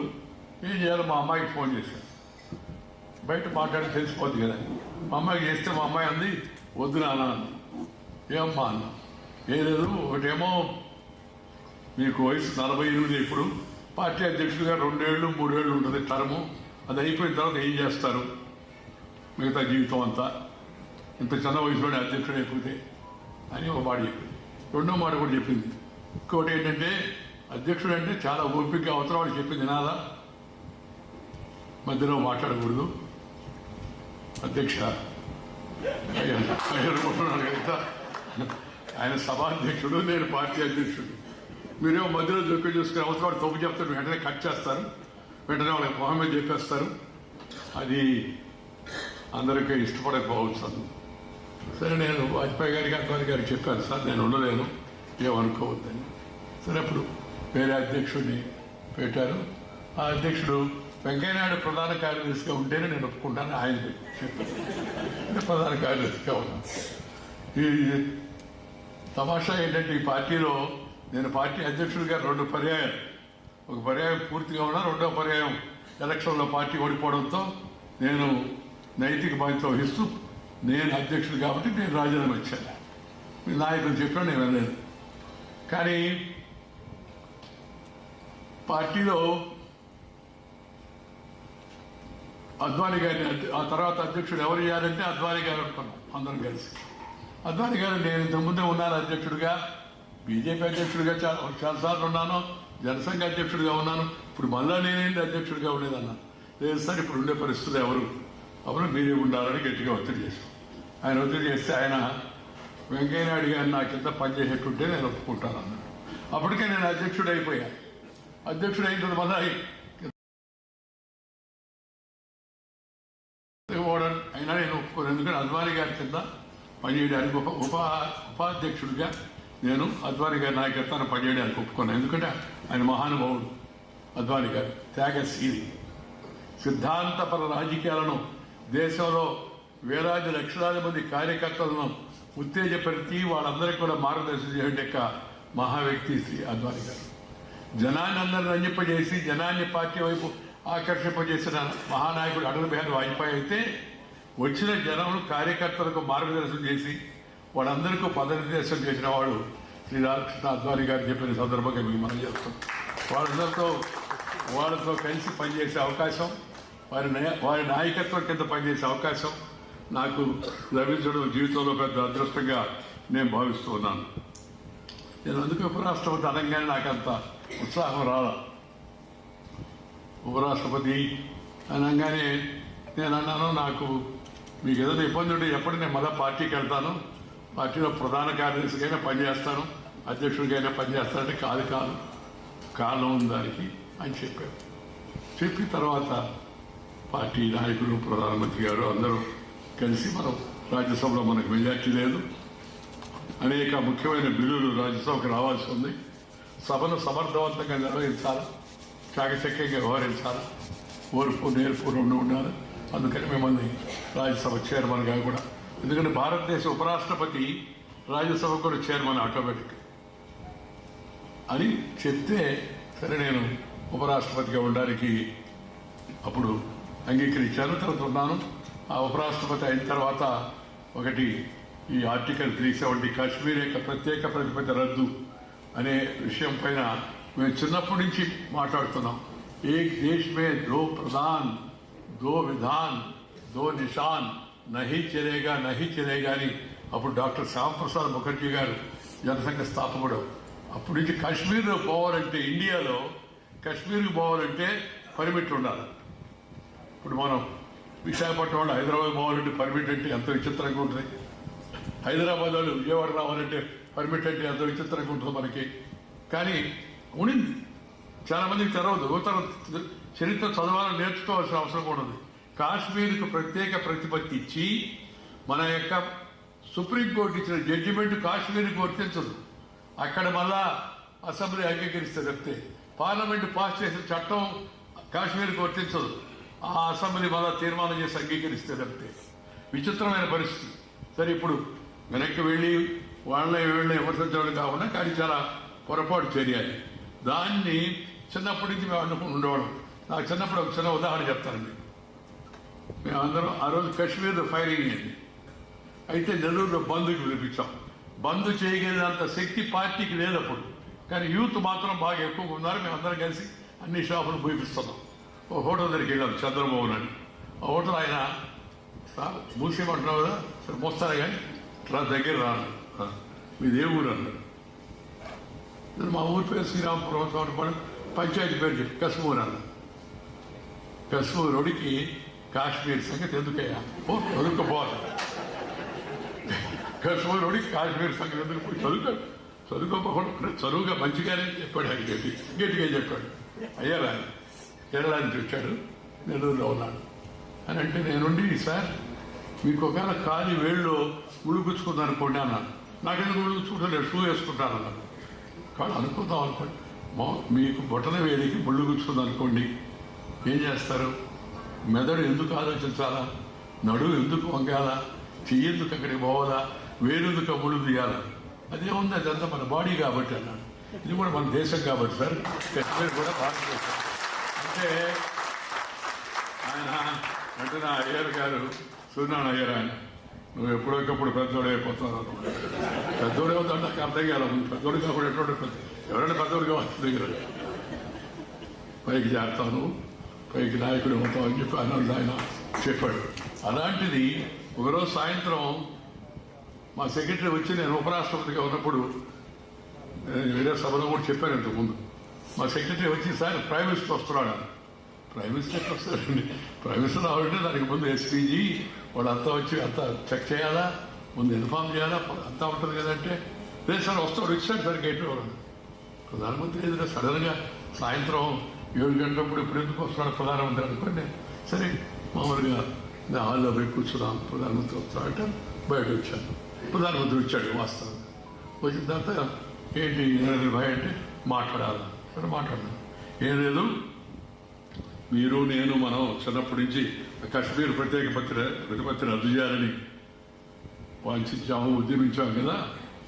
ఇప్పుడు ఆ కశ్మీర్ ప్రత్యేక ప్రతిపత్తి రద్దు చేసి ఆర్టికల్ 370 బిల్లు తేబోతున్నాం అన్నారు. చాలా సంతోషం. మన 50 పని జరగడం చాలా గొప్ప విషయం అయ్యా, నేను అభినందిస్తున్నాను నేనని చెప్పాను. మన లోక్సభలో మెజార్టీ ఉంది కదా, లోక్సభలో ప్రవేశపెట్టండి, పాస్ అయిపోతుంది. తర్వాత రాజ్యసభకు వస్తుంది, అప్పుడు ఏం చేయాలో చూద్దాం మనం పరిస్థితిని బట్టి. లోక్సభ పాస్ అయితే మెయిన్గా దేశ ప్రజలకు అభిష్టం, లోక్సభ డైరెక్ట్గా ఎలక్ట్ అయింది కదా అని చెప్పారు. అంటే కాదు, ముందు రాజ్యసభలో పెట్టాలన్నాడు. నాకు ఆశ్చర్యమైంది. మెజార్టీ ఉన్న లోక్సభలో వదిలిపెట్టి రాజ్యసభలో పెట్టాలంటాడు ఏంటి అని నేను అన్నాను కూడా. అంటే లేదు, మనం రాజ్యసభలో పెట్టకుండా లోక్సభలో పెడితే వీళ్ళు ముందు జాగ్రత్త చర్యలని తీసుకుంటారు, రాజ్యసభలో హడావుడిగా సభలు జరగనివ్వరు, పాస్ కాదు బిల్లు, ఇబ్బంది అవుతుంది, అందుకని ముందు రాజ్యసభలోనే వెళ్దాం. రాజ్యసభలో పెట్టాం. ఆ రోజు రాత్రి చాలా ఉద్రేకము, ఉద్విగ్నత అన్నీ వచ్చాయి. నిన్న సెక్రటరీ జనరల్ పిలిచి రాత్రిపూటంతా, అలాగే మార్షల్స్ను కొంతమంది తయారు చేయమని, పోలీసుల్ని పార్లమెంట్ కానీ అసెంబ్లీ కానీ పిలవాలంటే మనకి మార్షల్ అని మనం నామకరణం చేస్తాం. మార్షల్స్ అందరిని తగినంత మందిని సమకూర్చి, తర్వాత మా అమ్మాయి దీప ఉందారు ఉండి డాక్టర్ని పిలిచి, ఆ డాక్టర్ గారిని పిలిచి, సార్ రేపు రాజ్యసభలో గొడవలు అవుతాయి కదా, నాన్నగారు కాస్త సహజంగానే ఉద్రేకపడతాడు మామూలుగా, అందువల్ల మీరు ముందు పరీక్షలు అంటే రాత్రిపూట అంతా ఆయన పరీక్షలు చేసి, ఏం పర్వాలేదు సార్ నేను ఉంటాను, పార్లమెంట్ లాబీలో కూర్చొని ఉంటాను, ఏమైనా అవసరమైనా మేము ఉంటామనండి అని చెప్పి ఆయన చెప్పాడు. సెక్రటరీ జనరల్ కూడా తగినంత మంది మార్షల్స్ తయారు చేస్తాం సార్ అన్నాడు. సరే, నేను ప్రధానమంత్రి నాకేం చెప్పానంటే, గొడవలు జరగవచ్చు, ఏమైనా జరగవచ్చు వెంకయ్యజీ, మీరు చేయాల్సింది ఒకటే, మనకు రాజ్యసభలో మెజార్టీ లేదు కదా అన్న, అది మేము చూసుకుంటాం, మీరు చేయాల్సింది ఒకటే ఉందన్న. ఏం చేయాలి చెప్పండి అన్న. ఏవి జరిగినా సభను మాత్రం వాయిదా వేయద్దు, సభ జరిగే చూడండి అని చెప్పాను. ఎందుకంటే మీరు రాజ్యసభలో ఫాలో అయ్యే వాళ్ళకి కొంతమంది తెలిసి ఉంటుంది, గొడవ చేస్తే వెంటనే వాయిదా వేసేవాడు నేను సభ. ఎందుకంటే గొడవ సభ జరిగితే అపోజిషన్కి మేలు, సభ జరగకపోతే రూలింగ్ పార్టీకి మేలు. సింపుల్ సూత్రం అది. ఎందుకంటే సభ జరిగితే అపోజిషన్ వాళ్ళు మాట్లాడచ్చు, ప్రశ్న వేయచ్చు, ప్రభుత్వాన్ని నిలబెట్టవచ్చు, నిలదీయచ్చు, అంతా మాట్లాడి ఫస్ట్ టాక్అవుట్, దెన్ వాకౌట్, అవసరం వెళ్ళిపోవాలి. కానీ సభ జరగలేదనుకోండి ఏముండదు. అయితే ఏముందని ప్రభుత్వం అనుకుంటే కావాల్సిన బిల్లులన్నీ ఆఖరి రోజు పెట్టేసి, గొడవ జరుగుతున్నా సరే ఢిల్లీలో పాస్ చేశారు, డీమ్డ్ టు హ్యావ్ పాస్ అని చెప్పి పాస్ చేసుకోవచ్చు ప్రభుత్వం. అందువల్ల ఈ సభ మీరు మాత్రం మీరు వేసే ఆ మందు ఆ మాత్ర రేపు దాన్ని వాడవద్దు, సభ జరిగేట్టుగా చూడండి, మిగతా విషయాలు మేము చూసుకుంటామన్నది. సరే, మరుసటి రోజు అంతా సిద్ధమయ్యాం, సభకి తయారై సభకు వెళ్ళాం. సభలో నేను చెప్పాను సభ్యులందరికీ, మీరు ఏం మాట్లాడదలుచుకుంటే ఆయన మాట్లాడు, మీ అందరికీ అవకాశం ఇస్తాను, మీ అందరికీ అవకాశం ఇస్తాను. కానీ ఎవరు కూడా మీ సీట్లో నుంచి లేచి బయట వచ్చి వెళ్ళలోకి వస్తే మాత్రం నేనేం చేస్తానో మీకు తెలుసు కదా. అంతకుముందే ఒకసారి 12 మంది ఎంపీలు సస్పెండ్ చేసేవారు రాజ్యసభ నుంచి, గొడవ ఎక్కువ చేసి కాగితాన్ని ఇచ్చేసి అన్ని చేస్తూ ఉంటే. అందుకని గట్టిగా చెప్పాను. కొంత అందరూ ఏదో గడి చర్యలు తీసుకున్నట్టుకోడని అందరూ భయపడ్డారు. ఆ తర్వాత సభ మొదలైంది. ముందు గులాం నబీ ఆజాద్ గారు ప్రతిపక్ష నాయకుడు, ఆయన మాట్లాడాడు, ఎంతసేపు మాట్లాడు. తర్వాత డిప్యూటీ లీడర్ ఆనంద్ శర్మ మాట్లాడాడు. తర్వాత కమ్యూనిస్ట్ పార్టీకి అవకాశం వాళ్ళు మాట్లాడారు. చాలామంది చాలా గట్టిగా వ్యతిరేకించారు. ప్రత్యేక పరిస్థితి రద్దు చేయకూడదు, అది ఇచ్చిన మాట, అది టెంపరీ ప్రొవిజన్ ఉంది రాజ్యాంగంలో. టెంపరీ ఆర్టికల్ 370 ఇది టెంపరీ ప్రొవిజన్. ఇప్పటికే 50 ఏళ్ళు 60 ఏళ్ళు అయిపోతే ఇంకా టెంపరీ అది. మీ టెంపరీకి స్కేల్ ఎంత అన్నాను నేను, మీ టెంపరీకి స్కేల్ ఎంత అని. ఎందుకంటే అని ఒక విషయం గుర్తు చేశాను. నెహ్రూ గారు చైనా వాళ్ళు మన దేశంలో కొంత భూమి మీద ఆక్రమణ చేసుకుంటూ వస్తే అప్పుడు పార్లమెంట్లో వాజ్పేయి గారు చైనా మన భూభాగాన్ని ఎంత ఆక్రమించిందని ప్రశ్న వేశారు. ఒక్క అంగుళం కూడా ఆక్రమించలేదని నెహ్రూ గారు సమాధానం చెప్పారు. అప్పుడు వాజ్పేయి గారు లేచి, నెహ్రూజీ మీ అంగుళానికి స్కేల్ ఎంత అన్నారు. ఎన్ని వేల కిలోమీటర్లు, అప్పటికే 40,000 కిలోమీటర్లు పోయిందంటున్నారు, మీరేమో అంగుళం కూడా బాగుందంటున్నారు. అంటే మీ అంగుళానికి ఎన్ని వేల కిలోమీటర్ల స్కేల్ ఉందని అడిగాడు ఆయన. అలా రాజ్యసభలో నేను చెప్పాను, మీరు మాట్లాడండి, సమయం కూడా పొడిగిస్తారు కావాలంటే, బట్ ఎవరు కూడా సీటు దాటి లోపలికి వస్తే మాత్రం సహించండి అని చెప్పారు. సరే, అందరూ మాట్లాడారు. కాంగ్రెస్ పార్టీ టర్న్ అయిపోయిన తర్వాత కపిల్ సిబల్ గారు నాకు స్లిప్ పంపించాడు. ఇప్పుడు ఉన్నాడు ఆయన గుర్తుందో లేదో కానీ స్లిప్లో ఏం రాశాడంటే, మా పార్టీ టైం అయిపోయిందని నాకు తెలుసు, మాట్లాడేశారు, దయచేసి ఒక 2 నిమిషాలు నాకు సమయం ఇవ్వండి, ఇలా పాయింట్ ఉంది చెప్పాలన్నా. నేను ఇక 2 నిమిషాలు కాదు 8 నిమిషాలు ఇస్తున్నాను, మాట్లాడే అని చెప్పారు. అంత లిబరల్గా ఆయనకు కూడా అవకాశం ఇచ్చాం. అంతా మాట్లాడారు. మాట్లాడిన తర్వాత లాస్ట్లో ఈ పీడీపీ అని అవుతుంది కాశ్మీర్లో, మహబూబా ముఫ్తీ పార్టీ, వాళ్ళిద్దరూ నేను నా వైపు చూడకుండా నా వైపు చూడాలి, కళ్ళలో కళ్ళు పెట్టి చూడాలంటే చాలామందికి అభిమానం ఉంది, కొంతమందికి భయం కూడా ఉంది, చైర్మన్ ఏమైనా చేస్తాడని. అందుకని నా వైపు చూడకుండా లోపలికి దూసుకొచ్చారు. చెప్పారు, I'm warning you, you're committing a blunder, I throw you out అన్నాను. అనగానే వాళ్ళు పరిగెత్తుకొని సెక్రటరీ దగ్గరికి వచ్చి సెక్రటరీ ముందున్న రాజ్యాంగ కాపీని తీసుకుందామని చూశారు. ఈ లోపల నేను marshals catch them and throw them out అన్నాను. ఈ లోపల మార్షల్స్ వచ్చారు. వాళ్ళిద్దరు వీళ్ళు వాళ్ళ బయట తీసుకునే ముందు వాళ్ళు పరిగెత్తి బయటకు వెళ్ళి మొత్తం ఓటింగ్ జరిగింది. ఓటింగ్ జరిగితే కొంతమంది కాంగ్రెస్ వాళ్ళు ఆబ్సెంట్ అయ్యారు. ఎందుకు ఆబ్సెంట్ అయ్యారు వాళ్ళకి తెలియదు. కొంతమంది ఏమో జోక్గా అన్నారు ప్రెస్ వాళ్ళు, అమిత్ షా గారి మహత్యం అని చెప్పారు. తర్వాత కొంతమంది సమాజ్వాదీ పార్టీ వాళ్ళు ఆబ్సెంట్ అయ్యారు. బీఎస్పీ అప్పుడు దాకా గమ్మగా ఉన్న బీఎస్పీ సడన్ గా మేము ఆర్టికల్ 370 రద్దుకు సపోర్ట్ అని చెప్పి బీఎస్పీ ప్రకటించింది. మెజార్టీ వచ్చింది, ఓటింగ్ జరిగింది. ఆర్టికల్ 370 ఎలాంటి గొడవ జరగకుండా వాళ్ళిద్దరినీ బయటకు పంపిస్తారని చెప్పని వార్నింగ్ ఇవ్వడం, వాళ్ళు నా వైపు చూడలేక వెళ్ళిపోవడం తప్పితే మిగతా ఏ సంఘటన జరగకుండా ఆర్టికల్ 370 రద్దు అయ్యే బిల్లు రాజ్యసభ ఆమోదపడింది. అది నా జీవితంలో ఒక మహత్తరమైనటువంటి ఘట్టం అని చెప్పి నేను అనుకుంటాను. ఎందుకంటే చిన్నప్పటి నుంచి నినాదాలిచ్చి గోడ మీద రాసి అనుకున్నట్టు ఆర్టికల్ 370 నేను అధ్యక్షుడిగా ఉన్నప్పుడు పార్లమెంట్లో రాజ్యసభలో అది పెట్టి దాన్ని ఆమోదింపజేయడం అవుతుందో అది ఒక మంచి ఘట్టంగా నేను జీవితంలో భావిస్తున్నాను. ఇంకా అనేకం ఉన్నాయి, దాని గురించి విస్తృతంగా ఇప్పుడు నేను మాట్లాడదలుచుకోలేదు. నేను చెప్పదలుచుకున్నది ఏంటంటే, విశాఖపట్నం సభ ద్వారా యువత రాజకీయాలకు రావాలి. ఇందాక అయ్యన్న అన్నారు కదా యువతగా, నేను అందుకే నా ఉపరాష్ట్రపతి పదవి తర్వాత రాజ్యాంగ పదవిలో ఇంకా మళ్ళా రాజకీయాల్లో ఉండడానికి లేదు. చాలా మంది తెలవక సార్ మీరు మళ్ళా పోటీ చేయాలి సార్ అని. పోటీ చేసి ఏం చేయాలా? ఎంపీ అవ్వాలా. ఎంపీ చైర్మన్గా ఉండి ఎంపీగా ఎట్లా చూడటం? మంత్రి అవ్వాలా. మంత్రులు కూర్చోమని మంత్రులు మాట్లాడడానికి అనుమతి ఇచ్చే చైర్మన్గా ఉన్న నేను మళ్ళీ మంత్రికి ఎట్లా అవుతాను? అందువల్ల దాని గురించి అసలు ఆలోచన ప్రసక్తే లేదు. కొంతమందికి విషయాలు తెలియదు కాబట్టి వాళ్ళు ఇంకా అయినా నేను చెప్పాను అప్పుడు ఇందాక అన్నట్టు I'm retired but not tired. నాకు దేవుడు ఇచ్చినట్టు ఈ అనుభవాన్ని ఎమ్మెల్యేగా, ఎంపీగా, మినిస్టర్ కూడా 4 రకాల మంత్రులుగా, పార్టీ రాష్ట్ర అధ్యక్షుడిగా, పార్టీ ఆర్ఎండ్ఏ జనరల్ సెక్రటరీగా, పార్టీ ఆర్ఎండ్ఏ ప్రెసిడెంట్గా ఈ వచ్చిన అనుభవం ఏతుందో ఈ అనుభవాన్ని నేటి యువత, రేపటి భవిత వాళ్ళతో పంచుకోవాలి, వాళ్ళని మోటివేట్ చేయాలి, నా అనుభవాన్ని వాళ్ళకి తెలియజెప్పాలనే ఉద్దేశంతోనే దేశం అంతా తిరుగుతూ ఉన్నాను. ఇప్పటికి కూడా తిరుగుతూ ఉన్న బట్టే కొంత నవ 77 ఇంకెంతకాలం ఉంటామో మనకు తెలియదు. కానీ ఉన్న సమయంలో ఖాళీగా కూర్చొని ఉండకుండా తిరిగి దేశం, రాష్ట్రంలో తిరిగి అన్ని ప్రాంతాల్లో ఉన్న యువతకు మోటివేట్ చేయాలి. వాళ్ళు ఎంతవరకు మోటివేట్ అవుతారని వాడు ఇష్టం అనుకోండి. మన పని మనం అందజేయాలనే ఉద్దేశంతో దేశవ్యాప్తంగా తిరుగుతూనే ఉంటాను. అయ్యన్నా నీకు అనుమానం లేదు, తిరుగుతూనే పోవాలనేది నా కోరిక. తిరుగుతూనే పోవాలి.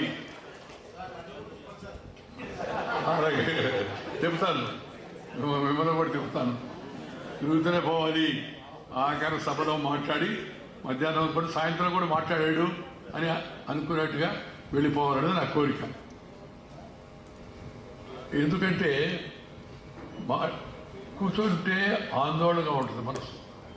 తిరిగి 10 మందిని కలిసి వాళ్ళతో మన ఐడియాస్ ఎక్స్చేంజ్ చేసుకుంటూ ఉంటే చాలా తేలిగ్గా, చాలా ఉత్సాహం కూడా వస్తుంది. జనాన్ని కలిస్తే, ముఖ్యంగా యువతను కలిస్తే నాకు కూడా చాలా ఉత్సాహం వస్తుంది వాస్తవంగా. అందుకని నేను తిరుగుతూ ఉన్నా. ఆ నవ్వుతూ నేను మామూలుగా మాట్లాడే మాటల్లో చెప్తూ ఉంటా కదా, ఏదన్నా విషయం చెప్పాలంటే నేను రాజకీయ నాయకులు అందరూ కూడా చెప్పేది కాస్త హ్యూమర్ కూడా ఉండాలి. హ్యూమరు, గ్రామర్ అంటే సబ్జెక్టు. హ్యూమరు, గ్రామర్ ఉంటే గ్రామర్ ఆటోమేటిక్గా వస్తుంది. దానికేం వేరే మనం ఏం చేయబడలే, ఆటోమేటిక్గా వస్తుంది. కాబట్టి ఈ సబ్జెక్టు తెలుసుకోవాలా, రెండోది కాస్త హ్యూమర్ కూడా ఉండాలి. పాత రోజుల్లాగా గంటల సేపు ఉపన్యాసం ఇస్తే వినే ఓపిక కూడా ఇవాళ జనానికి లేదు. ఓపిక ఇవాళ జనానికి లేదు. ఆ రోజుల్లో తిరేడి విశ్వనాథ్ గారు, లక్ష్మణ్ గారు, జయాంధ్ర మూమెంట్ రాత్రి 1 గంట దాకా మీటింగ్ జరిగాయి. 1 గంట వరకు 1వ కృష్ణుడు, 2వ కృష్ణుడు నన్ను ఆఖరిలో పెట్టేవాళ్ళు. ఎందుకంటే జోరుగా మాట్లాడిన అందరూ వెళ్ళిపోతారని చెప్పారు. అందుకని నన్ను ఆఖరి కృష్ణుడు అనేవాడు. రాయబారి నాటకంలో 1వ కృష్ణుడు, 2వ కృష్ణుడు, 3వ కృష్ణుడు, 4వ కృష్ణుడిని మనం చూసాం కదా. ఒక్కడే అంతసేపు, అన్ని గంటల సేపు పద్యాలు పాడాలంటే పాడలేడు. అందుకని అనుకునేవాడు. అలా అప్పుడు వినేవాడు. ఇప్పుడు ఆ పరిస్థితి లేదు.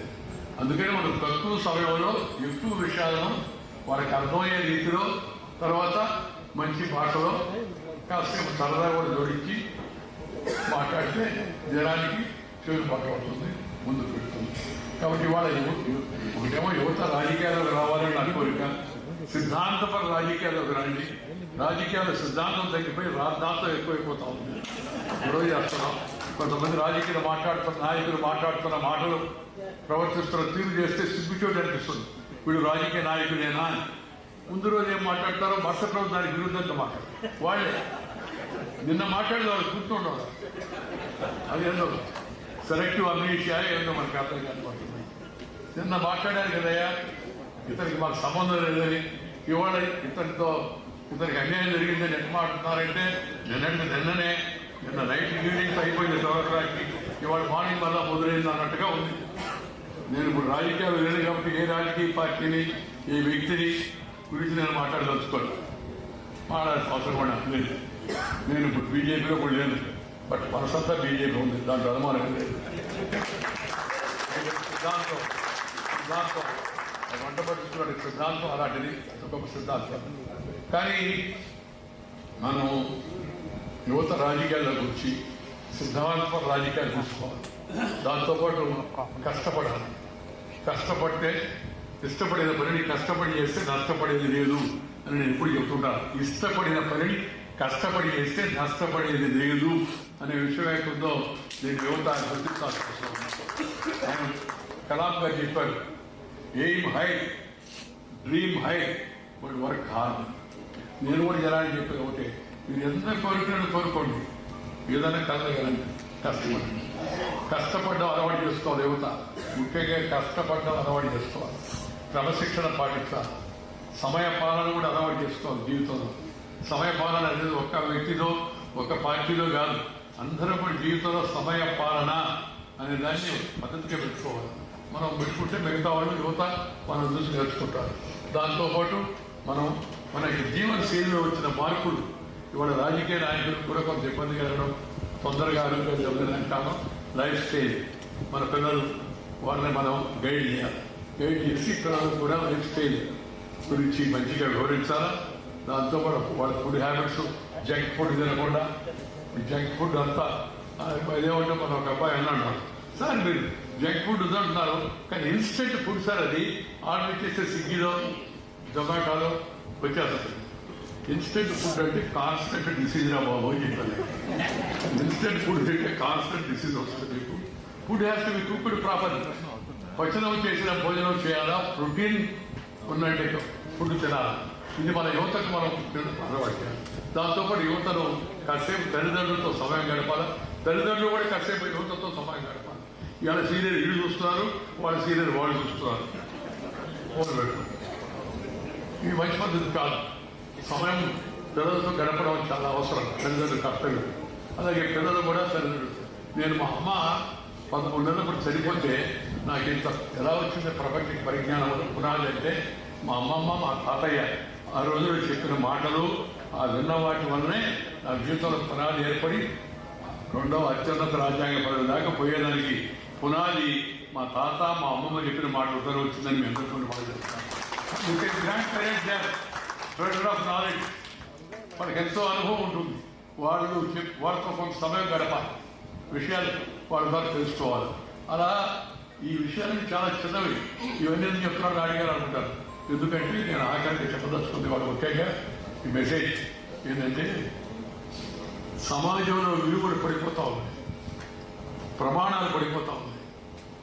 తిరుపతి దేవస్థానం లడ్డు విషయం, పరకామణి డబ్బులు ఎక్కబెట్టే విషయం, అయోధ్య రామ మందిరంలో దొంగతనం జరిగిన విషయం కానీ, లేకపోతే శబరిమలలో దొంగతనం జరిగిన విషయం కానీ ఏం చెప్తుంది మనకి? ఏం సూచిస్తుంది? నేను దాని మీద రాజకీయం చేసి ఆ రాజకీయం వల్ల అయింది, ఈ ముఖ్యమంత్రి వల్ల అయింది, ఆ ప్రధానమంత్రి ఎందుకు మౌనంగా ఉన్నాడు దొంగతనం. ఆ దొంగ ఎవరు అని కనుక్కొని వాళ్ళని గట్టిగా శిక్షిస్తారు. అది విషయం. మామూలుగా ఎందుకు జరుగుతుందంటే సమాజంలో నైతిక ప్రమాణాలు తగ్గుతున్నాయి, విలువలు తగ్గిపోతున్నాయి, మన సాంప్రదాయాలు మనం మర్చిపోతున్నాం. దానికి ఇది ఉదాహరణ మాత్రమే. నాకు కూడా మనసులో చాలా బాధగా ఉంది.